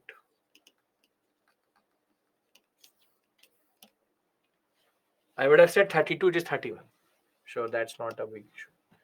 With the latest edition, it becomes 32, but the data we have from the government of India is 31. Okay.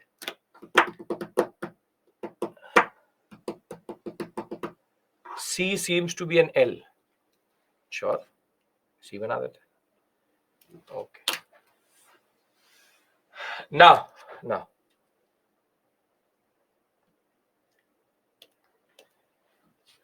Can we move one step forward? This is the latest. We'll discuss G20 as the latest, and then we'll talk about other smaller things. Okay. Now, as I'm saying, this is an old data. Now it has again revised. Now, Lothal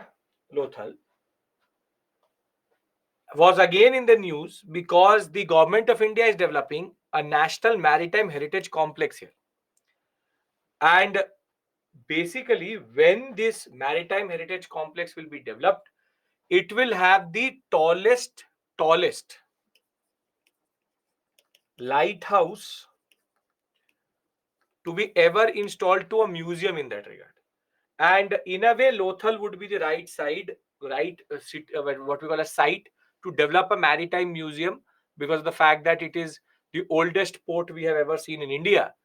But the problem with this is that with tourism and with inflow of people, the site may get a little bit more disturbed than it should be. And in that sense, Lothal was known to be in the news because of this maritime museum developing. Let us see when it gets developed, and then it becomes concrete, what we call as current affairs. So Lothal, the dockyard, is the oldest dockyard known to the Indian subcontinent. Thereafter, this was again in the news, but again has not been asked till this point, which is the Telangana UNESCO Heritage Awards. The Telangana had got what is called as Asia Pacific Awards for Cultural Heritage Conservation in 2022 in Bangkok, and it was for two very important buildings. One is called the Qutub Shahi Bahulis, the Qutub Shahi, or what we call as the Qutub Shahi tomb in Golconda Fort in Hyderabad, has a Bauli, which is basically a step well. And this was restored by the government India along with the Aga Khan Trust. And this has been given by government of basically Telangana government, government of India, ASI, which is basically, and the Aga Khan Trust came together to redevelop it. Here they tried to in a way restore these Baulis because it is very important for the ecosystem, and UNESCO recognized the conservation effort in that regard by giving this recognition. On the same time, they also talked about the Domakonda Fort. Domakonda Fort is known for its very, very imperious gateways and how it was made. Domakonda Fort, again made during the same period, was restored by the same set of organizations, Telangana, the ASI, and the Aga Khan Trust, thereby restoring two Qutub Shahi monuments in this section, and they were recognized for how good the conservation was. Again, can come in the examination, Domkonda and the Qutub Shahi Baulis. You should know about them generally. Again, trying to put them into a basic perspective. Thereafter, the last major discussion we have before we go to G20 is something wherein you have the petroglyphs. Now you have what are called as geoglyphs. Geoglyphs. Now, in Ratnagiri district of Maharashtra, there are geoglyphs which are there, basically carvings into the earth or into this basic what we call as concept of the rocks is called geoglyphs. Petroglyphs is paintings. Geoglyphs is when you carve into the rock itself. Now, these have become endangered because there's an oil refinery which is getting developed in Ratnagiri. But these represent a very important moment in Indian history because they can be dated to Mesolithic and Upper Paleolithic periods, and therefore again development versus heritage conservation is again in the news, wherein these petroglyphs or rather these geoglyphs are going to be in a way vulnerable to the developmental projects which are coming in this sector. So when we talk about geoglyphs, they are basically about removing the surface of the rock to create engravings. Petroglyphs is on the rock itself. So when you have the rock, you make something, it is petroglyph. When you carve something into it by taking out the rock itself, it is called geoglyph. Again, a term which you should know. You should know. Now, the last discussion we have with regards to current affairs is something which is going to become more and more static now, is the G20. And in G20, what were the things which were basically showcased as part of our culture? As past of our culture, how refinery destroys them, because when there will be an oil refinery, there will be construction activity. When there will be construction activity, there will be vibrations would mean basically these rocks will get displaced. G20, there are multiple things which you need to know, but to summarize what was the basic cultural aspects at showcase, one is Bharat Mandapam itself, coming from the idea of mandaps in temples. Then you have the bronze statue of Lord Nataraja coming from Tamil Nadu. Then you have the Sun Temple, Konark, and the most iconic. This is called the Bharat Mandapam. This is the mandap concept picked up from the way you see it has been raised. It is basically picked up from the concept of temples, specifically the Dravida and Nagara style, specifically the Nagara style. Thereafter, you have the bronze Nataraja statue, which we discussed previously, and further, we have the Sun Temple Konark.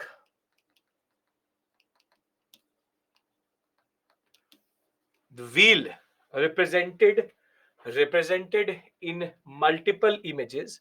Yes, I know it is Anubhav Mandap, but that idea comes from Davida. Thereafter, we also have the Nalanda University. I think I've shown you this image also. Nalanda University, which was basically represented represented in multiple images in one of the dinners, and other than that, we have Thanjavur paintings and Dokra art, which was given to the people who had come. We also had the sitting Buddha in Bodhi tree reenacted, and we had devotional, Carnatic and Hindustani music along with folk music showcased.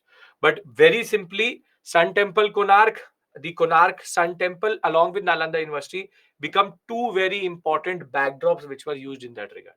Kumargupta, Bihar, Nalanda. So you have to remember this also and keep this in your basic sphere of understanding before you go forward in that regard. This is basically the current affairs which is relevant till this point. What we will see tomorrow is another set of issues which we will discuss, rather not tomorrow on 20th. No, tomorrow when we'll have the webinar, we will discuss another 7 more topics in that sense. Are we clear? Because then we do previous year questions and then go to 2-3 small topics. Are we clear? You keep on adding to your repository. I will keep on doing it every month with regards to art and culture current affairs. Yes? Perfect. So this is an ongoing battle till the examination. We will keep on adding as we go forward. Right. Webinar will be after whatever class you have, ethics and governance, whatever it may be. Okay. So now be comfortable because you have to answer at least 5 to 6, 7 questions. Okay. Okay. First question.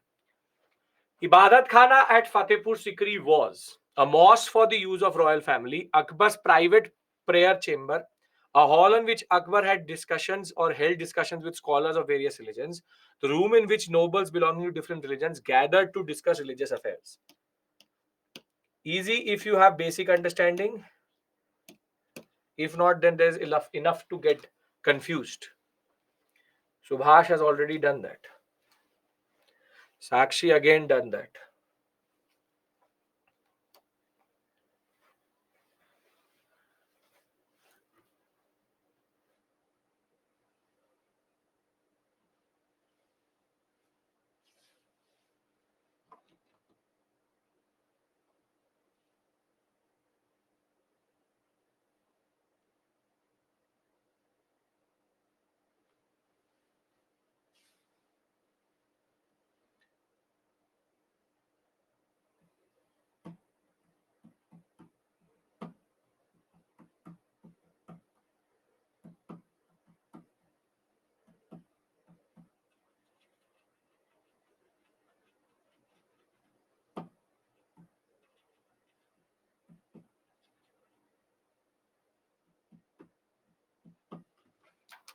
57% totally correct.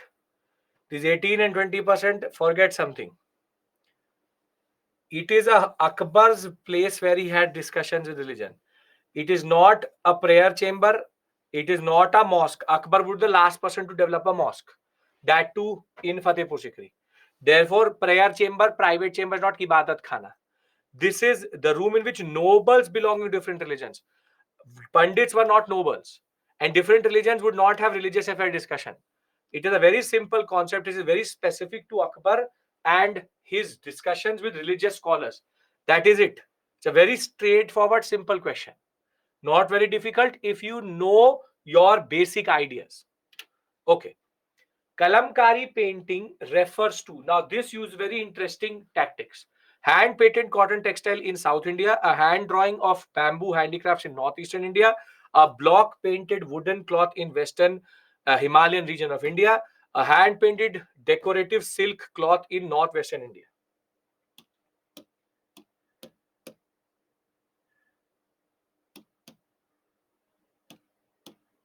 I'm giving you time because I want to simulate the examination. Because the more time you will have, the more confused you will get. Poll has been pushed, Anushika.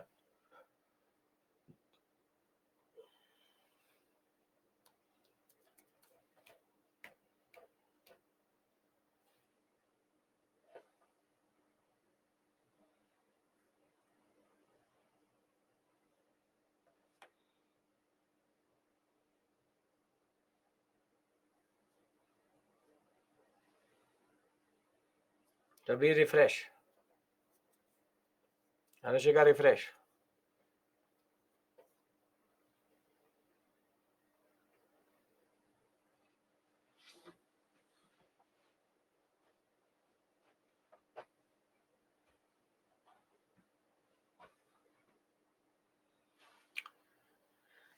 See, in this question, this should be a higher percentage. This should not be the way. These things don't matter. South India, Northeastern India, Himalaya, or Northwestern India. Kalamkari is from Andhra Pradesh. Andhra Pradesh comes where?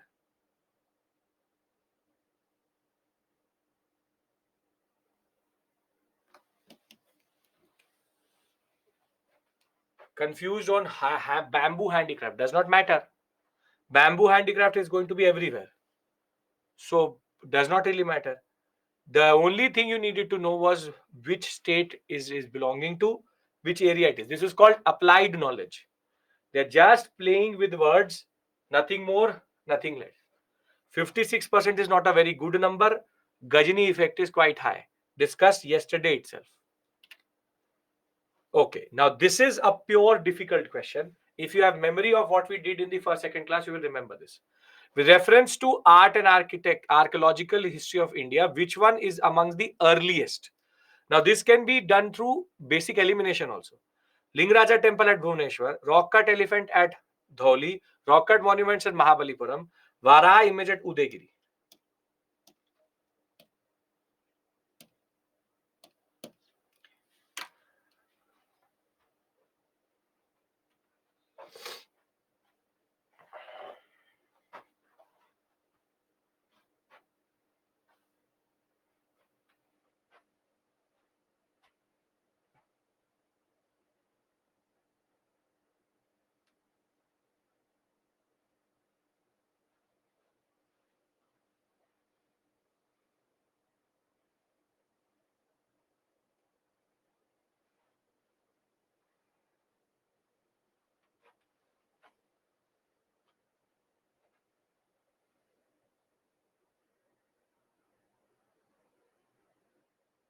So, Vash, incorrect.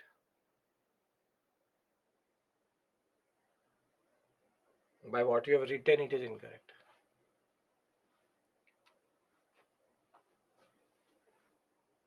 This is a difficult question. Not good. Less than 50% getting this correct. 25% B and C, if you've answered, I still understand. A and D, if you've answered, then there's a problem. It's a very simple concept. Vara image means that basically it is Dashavtar. Dashavtar would mean Gupta period. Lingaraja temple is also Gupta period. Mahabalipuram is Pallava, which is basically post-Gupta. These two should automatically get incorrect because rock cut hamesha always comes first. Temple building is structural temples. If you remember, I already told you in that Dholi, there's only an elephant which is there, which is basically the oldest rock cut Mauryan period pillar we found. So if you look at it, if you basically know that rock cut elephant as capital figure would be basically Mauryan. So Maurya, Gupta, Pallava, post Gupta, Gupta. So you would automatically know it. If you've answered B or C, you are forgetting one thing, that rock cut Mahabalipuram is Pallava, which is post Gupta. Now this is where timeline comes into the perspective what we are doing in class, and everything what I've taught you as applied knowledge. Some of you are applying it incorrectly, but at least trying to apply it. But the percentage should be higher on other simpler questions. Okay. This question everybody should get correct. Above 80% I want. The answer also in front of you still. Let's see. Earliest means which is the first one. Now this is again Prashant. That is a vocabulary issue. Earliest means which is the first one to be there. What is our common to the two historical places known as Ajanta and Mahabalipuram? Both are built in the same period. Both belong to the same religious denomination. Both have rock cut monuments.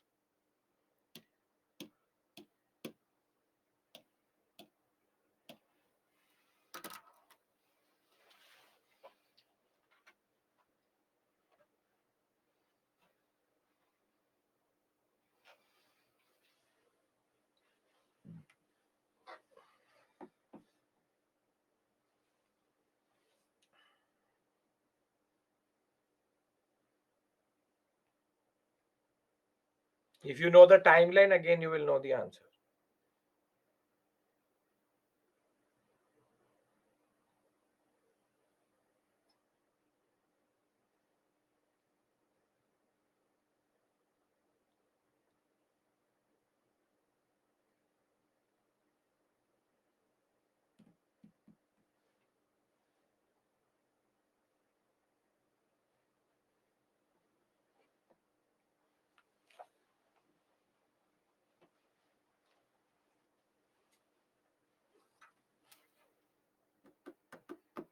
See,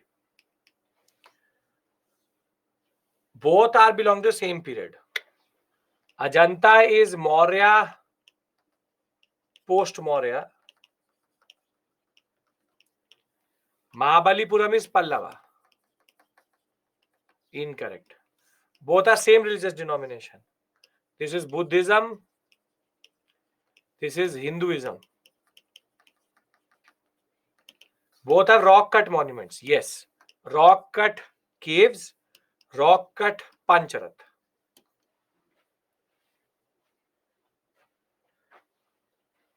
Now, if you look at it, these questions are not difficult. Based on applied concepts. That's it. They're very easy questions if you have basic understanding of basic things.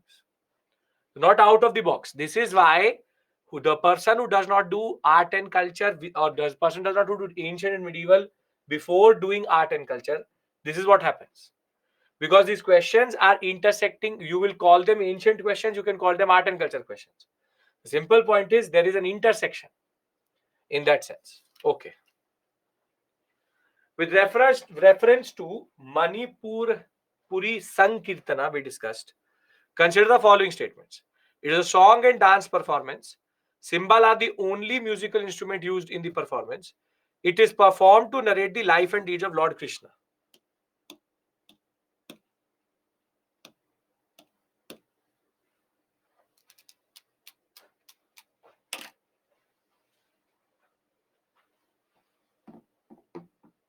Morgan or Jaina, I don't know what you mean by that. You write Buddhist. Chavan, what do you mean by that?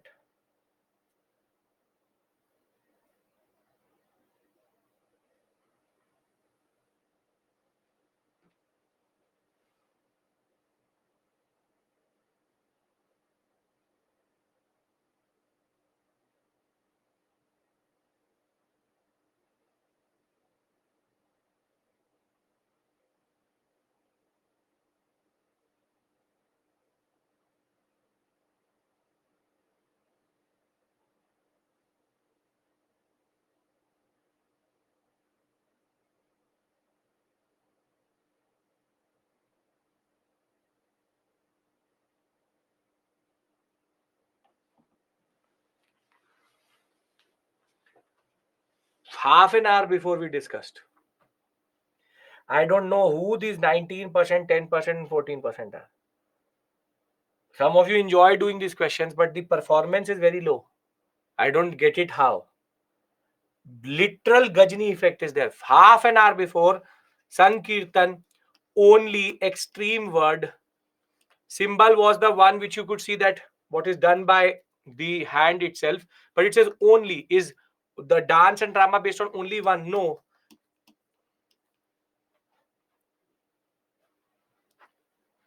So how is it so difficult?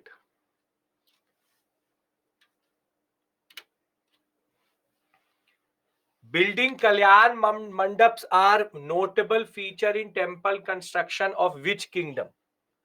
Chalukya, Chandela, Rashtrakuta, Vijayanagara.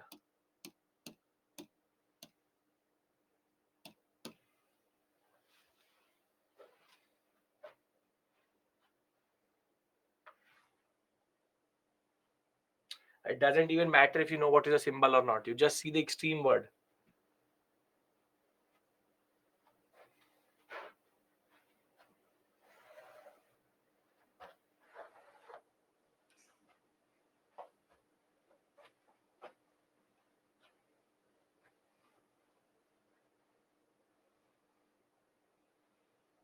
Again, 8, 12, 11%. I don't know where are you living, where are you coming from, what were you doing. Kalyan Mandap, straightforward, Vijayanagar. Let's see. This question I've already done. Let's see who answers this correctly still or incorrectly still. Who among the following Mughal emperors shifted empresses from illustrated manuscript to album and individual portrait? The question we've already done, but I want to see the beauty of people still answering it incorrectly.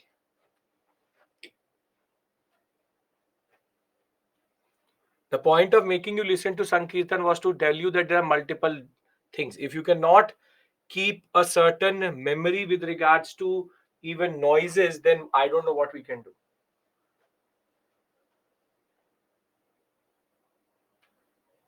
Say, Gulam, the way I have taught it, but separately, but you have to remember ancient medieval for art and culture. Still 10%. Shah Jahan, they are answering 8%. Jahangir. This is Akbar. This is Jahangir. Same question asked between 2 days. Still, no, everybody is getting the wrong answer. No issues. Okay. This you cannot do. This you can do. With reference to the famous Satariya dance, consider the following statements. Satariya is a combination of music dance drama. It is a century old living tradition of Vaishnavites of Assam. It is based on the classical rags and tals of devotional songs composed by Tulsidas, Kabir, and Mirabai. With the statements is are correct.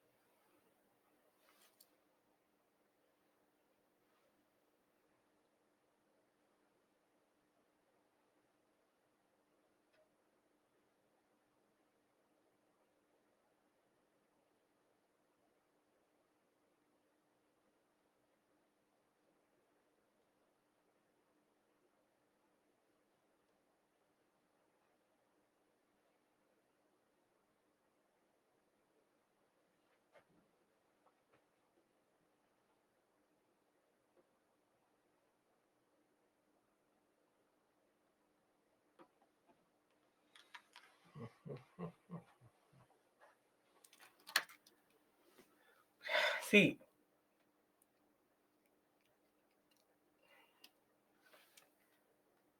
Satariya is a combination of music, dance, drama. Sure, why not? Satra word comes from Vaishnavite tradition of Assam. Totally correct. 1, 2 has to be there. 2 options are there. It is based on classical rag tals devotional songs of Tulsidas, Kabir, and Mirabai. Who's the odd one out here? Who's the odd one out here?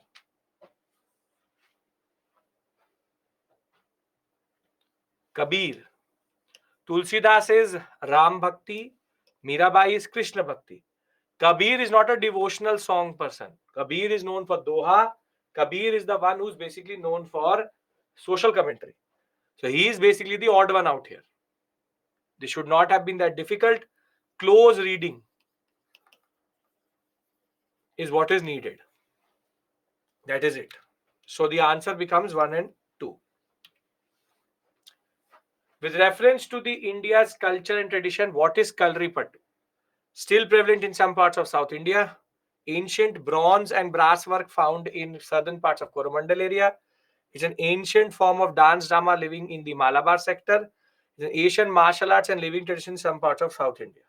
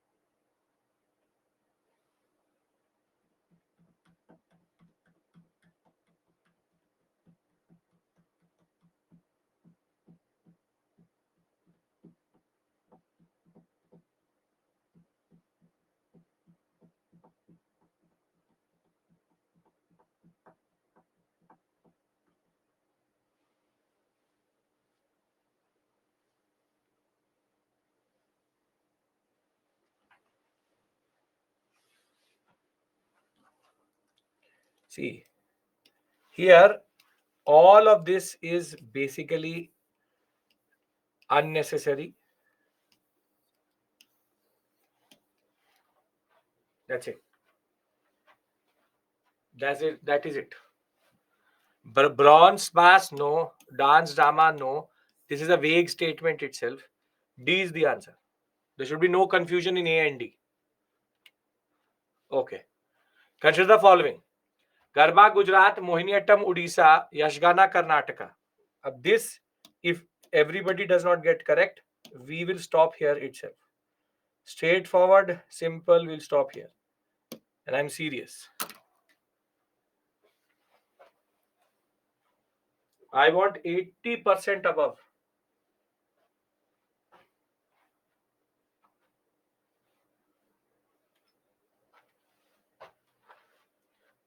All three have been discussed in class. That is a very easy question, can be made difficult, but very easy.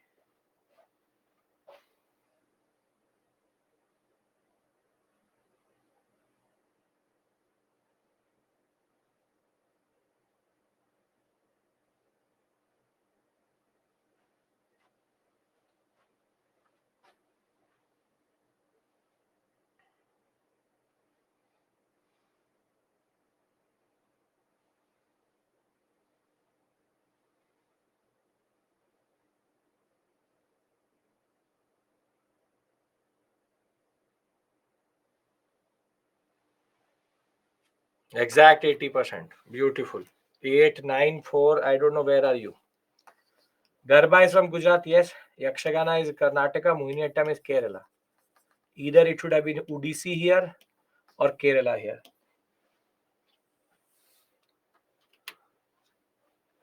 With reference to the cultural history of India, the term Panchayatan refers to an assembly of village elders, a religious sect, a style of temple construction, and administrative functionary.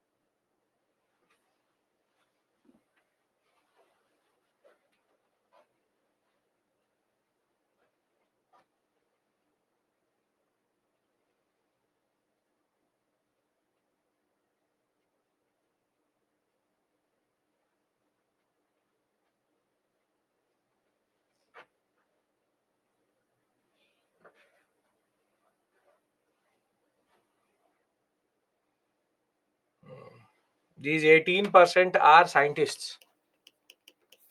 They think what this is panchayat. Panchayatan. Multiple shrines is called panchayatan. Not a panchayat, village elder assembly. Standard. Even it says not even political history.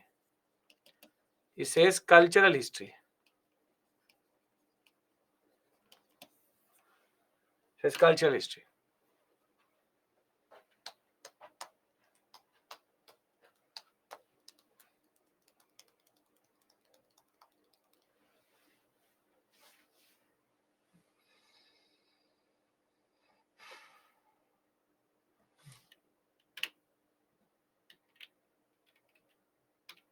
These are already done. Mains question we do later.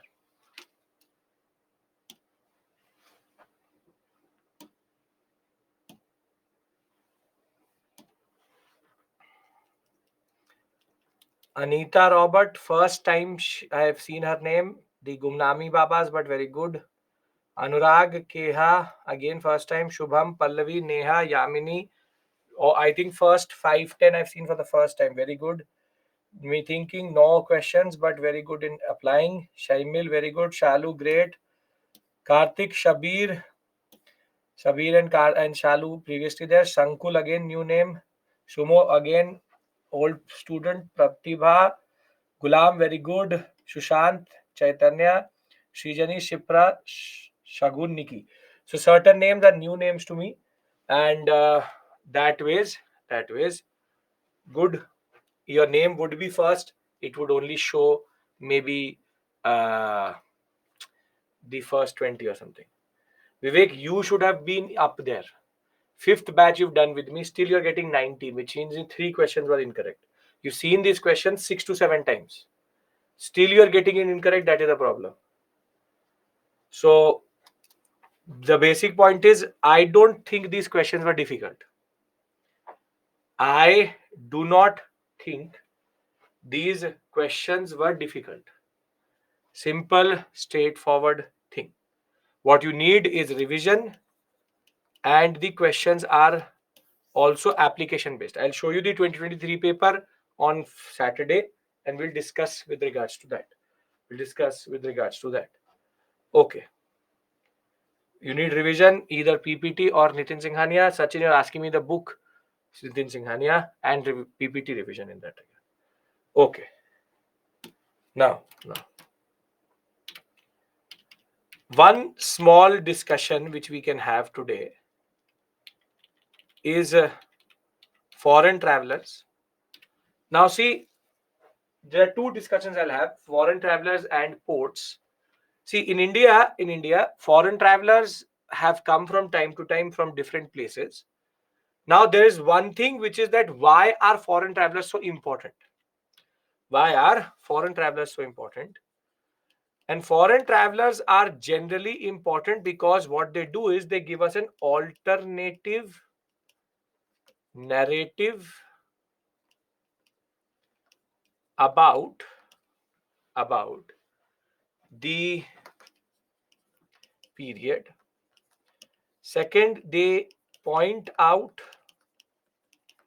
things which are also unique and day to day life, and sometimes the only they are the only source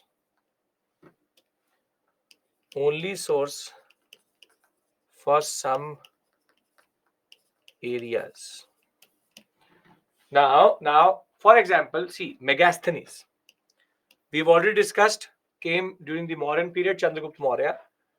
Chandragupta written by Magas. I don't know, Femina, what you mean by that. Megasthenes Indica, that ways is quite important. And Chandragupta Maurya was one of the persons who basically was the one who allowed, with Seleucus Nicator I Helena connection, allowed foreign travelers to come in. And that ways, Chandragupta Maurya, Megasthenes is considered the first traveler to come into India. Then we also know about Demicus, which is Bindusara, his successor.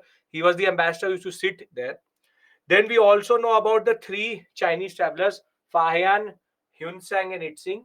He came under Chandragupta II, which is Gupta period, and talks about the Buddhist developments under Gupta period. Then we have Hunsang, who comes under Harshvardhan, which is post-Gupta. The book Siyuki talks about the Buddhist development, goes to Nalanda in that regard. And Itzing also goes to Nalanda, stays there for 10 years. That way is quite important because Kumar Gupta will develop it, and therefore he talks about Nalanda quite a lot. Then you have Vasundhara, because it's fastest fingers first. It will only show the first 2025.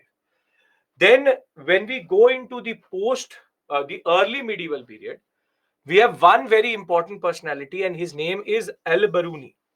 His name is Al-Baruni, who basically came to India along with Mahmud of Ghazni.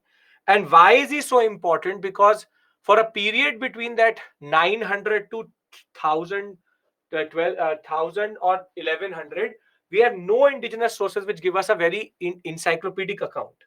On the other hand, Al-Baruni has multiple language understanding. He talks about multiple things also, And he also talks about geography, history, mathematics, smaller topics such as religion, caste, varna, everything. His Kitabul Hind till today, Kitabul Hind is still today considered the only book available for the whole period in that regard. Now, now the during the same period, Abdul Razak, when Delhi Sultanate was being established, he traveled to Vijayanagara. I've already referred to him previously. He talks about the royal centers of Hampi and the mentions the prosperity of the Vijayanagara Empire. That ways he corroborates, or what we call as confirms, the prosperity of Vijayanagara. Thereafter, we have a very interesting traveler who came to Muhammad bin Tughlaq's court called Ibn Battuta. Remembered in fables quite a lot because of his very ill fate. He is a Moroccan traveler coming from Africa, reaches the court of Muhammad bin Tughlaq when he gets to know about Muhammad bin Tughlaq. Muhammad bin Tughlaq is initially very fascinated by him. He's made the Qazi of Delhi, but thereafter he will be put into jail because Muhammad bin Tughlaq did not like him. So at one point of time, he's the Qazi of Delhi, and at one point of time, he's basically in the jail itself. So therefore, that is why it is believed that you should never have the kismat, or the what we call as basic understanding of Ibn Battuta. That at one point of time you're very high in as a Qazi of Delhi, and then in when it comes to your fate, you are also thrown into jail in that sense. So the way he came was he was traveling towards Multan. From Multan, he got to know that at Delhi there's Muhammad bin Tughlaq, and that is where his basically life changed. Then you have Niccolo Conti and Peter Mundi. Niccolo Conti is the one who basically reached again Vijayanagara, and he talks about Telugu language quite a lot. He thinks he's an Italian traveler, thinks that Telugu is like the Italian of the East itself. Peter Mundi, on the other hand, came during Shah Jahan reigns. And why is Peter Mundi considered so important? Again, an Italian traveler, because he gave a very interesting account, which is exactly opposite to Shah Jahan. Shah Jahan's connections or Shah Jahan's texts talk about how there's so much prosperity. Peter Mundi, on the other hand, talks about the very pathetic living situation of rural India, indicating to what we already know, which was that Shah Jahan was overspending, and in a way, on the ground, everything was not correct. It is the texts which are exaggerating the condition, but Peter Mundi gives us the real picture on the ground in that regard. Thereafter, just to add to Beruni, same person, Beruni. He is the one who translated a lot of texts also. For example, you have several Sanskrit works, including Patanjali's grammar into Arabic, and you have the Elucid, which is a Greek text into Sanskrit. So basically, he knew Sanskrit, he knew Greek, and he knew Persian. So he was able to interchange different texts into different languages, and therefore, the idea is very straightforward. That be it festivals, be it astronomy, be it the manners, the customs, be it the weights and measures, be it iconography, be it geography, religion, history, be it science and mathematics, everything was discovered, talked about, rather not discovered, talked about by El-Biruni. Then we have a person again known in European history quite a lot, Marco Polo, coming from Italy. He is the one who basically reached Rudrama Devi's court, Kakatiya dynasty, and he talked about the economic history of India quite a lot. Again, an important detail which is important for our history, because this economic aspect of the maritime trade was not that much discussed. Then we have Francois Bernier. When we talk about Francois Bernier, Bernier has a very interesting history wherein he is a Frenchman, doctor, political philosopher, historian, but he was very close to Shah Jahan, because when Shah Jahan's daughter Jahanara was burnt by oil, he basically revived her skin back. And that way, Shah Jahan had two very interesting people under him. One is Francois Bernier, a doctor, and Danishman Khan, who was an Armenian, who is basically a scientist and intellectual. These two people were very interesting people sitting in his court in that regard. Then, just to summarize, Ibn Battuta Conti, Abdul Razak. We have Umari, who comes this 1348 period, the period in which Tamil Shirin is entering into India. Then you have Paes, Hawkins, Rowe, Bundi, and Nikitin. Nikitin, we already discussed, came to the Bahmani court with a horse, thinking there's no horse trade, got looted himself. Then we already know that what Jahangir did with Hawkins and Rowe, which is the two farmans issued in 1613 and 15, and Peter Mundi giving us an alternative account. Now, this is an NCRT timeline given for these travelers. You should know it, at least the ones which are given. This is very, very important for you. They can be asked to put in chronological order. This is the order which was given by the NCRT. Now remember one thing, there are two Peter Mundis. There's one Peter Mundi who is from Italy. There's one Peter Mundi who's from England. And both have different time periods. So remember, they are not the same. So again, very factual area, but basically this is what you have to remember. Don't get caught up in Nitin Singhania in this. Again, very straightforward, simple thing. Last discussion which I want to have with you before I break for today and meet you on Saturday is basically again a very simple, straightforward area, which is awards and honors. Awards and honors, in which again you need to know only three, which is Bharat Ratna and the Padma Awards. So 1 second. You have, it's in the beginning, 1 second.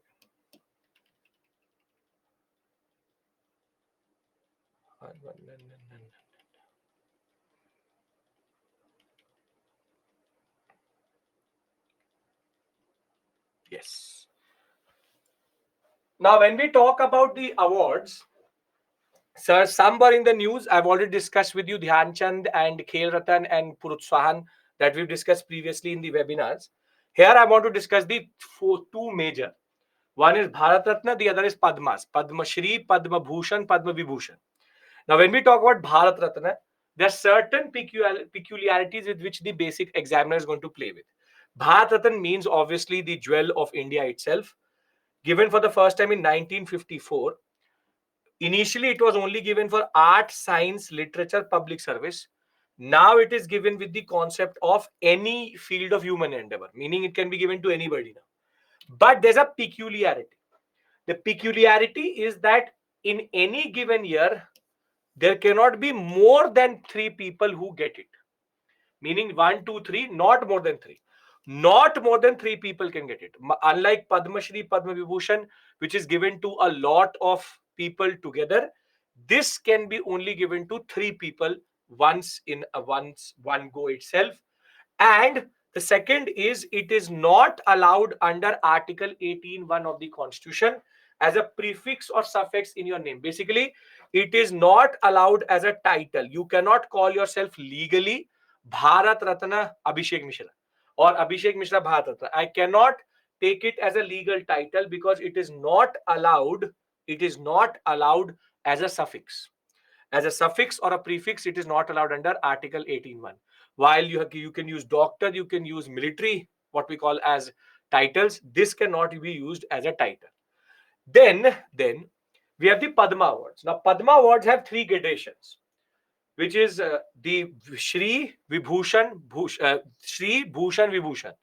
And one peculiarity about Padma Awards is, which is given in different areas, for example, sports, arts, social work, civil services, literature, education, public affairs, science and technology, trade, industries, anywhere. Civilian award in that regard. Announced every Republic Day, the new list is going to come. The basic point is, three times it was suspended, not given. 1977, 1980, 1993 to 97. Now, please understand, three times, but total number of years becomes 1, 2, 93, 94, 95, 96, 97. So you have 5 years here. So you have 8 years is was not given. Please pay attention to the exam in the examination. Does it say time? Does it say years? 8 years it was not given. 3 times it was suspended, basically by the government of India. Now here you have three gradations. The first is Padma Shri, which is given as the first level in Padma Awards as recognition. Thereafter, you get Padma Bhushan, you have to be Padma Shri to become Padma Bhushan, and then you have Padma Vibhushan. One thing was Padma awards were not mostly given posthumously, which is after death. But there are two cases in which an IAS officer and an dancer was given one. The list was there, but he died in the process of getting it. So basically, they were added. Now, this is the basic thing which you need to know, which is Bharat Ratna looks like a people leaf. Then you have the lotus, Padma Shri, Padma Bhushan, Padma Vibhushan. Don't have to do a thesis here. They've already asked a question from this area, but a small area which you need to know. Are we clear? If we are clear, we can stop here. Before we can stop here after this discussion, which is basic ports. This has come in 2023. I used to tell every student of my class, remember the ports, remember the ports. It will come in the examination. It will come in the examination, and it came. Lothal, everybody knows. We already know it. Bargaza is a term which is used for brooch in Gujarat, which we already know because this was again given in the examination. Muzrish and Korkai came in the exam. Muzrish is a very important port of the Cheras. Korkai is a very important port of the Pandyas, and Korkai was directly quoted with reference to ancient India. These cities are what? And Korkai was straightforward given in the examination. Straightforward. And thereafter, you have Puduke, and you have Barbican and Sonagora. This is Puducherry, this is Karachi, and this is Bangladesh Wari. And last is Moshlipatnam, everybody knows. And then Tamrapani or Tamralipti, which is basically West Bengal. These terms can be used in the examination. If you remember in Vijayanagara, I gave you a map in which there were dots and all the cities were marked. And that again could have helped you answering two simple, straightforward marks. But just remember that Pallur is in Odisha. It's a port, nothing more, nothing less. With this, we finish module number 9. One module is left with 3 big topics, but straightforward. 6 schools of philosophy, numismatics, and award. You have science and technology and miscellaneous topics. We'll do that on Saturday, 1 p.m. when we will meet. Straightforward, simply. Thank you so much. I will see you straight either tomorrow at 8:30 and then straightforward on Saturday as my last class with you. And thereafter, all the best for your examination, which is coming very soon. Thank you. Take care. Bye-bye. So nothing really. I'll give you the last strategy and everything on Saturday because that is going to be the last class for us. Okay. Thank you. Take care. Bye-bye.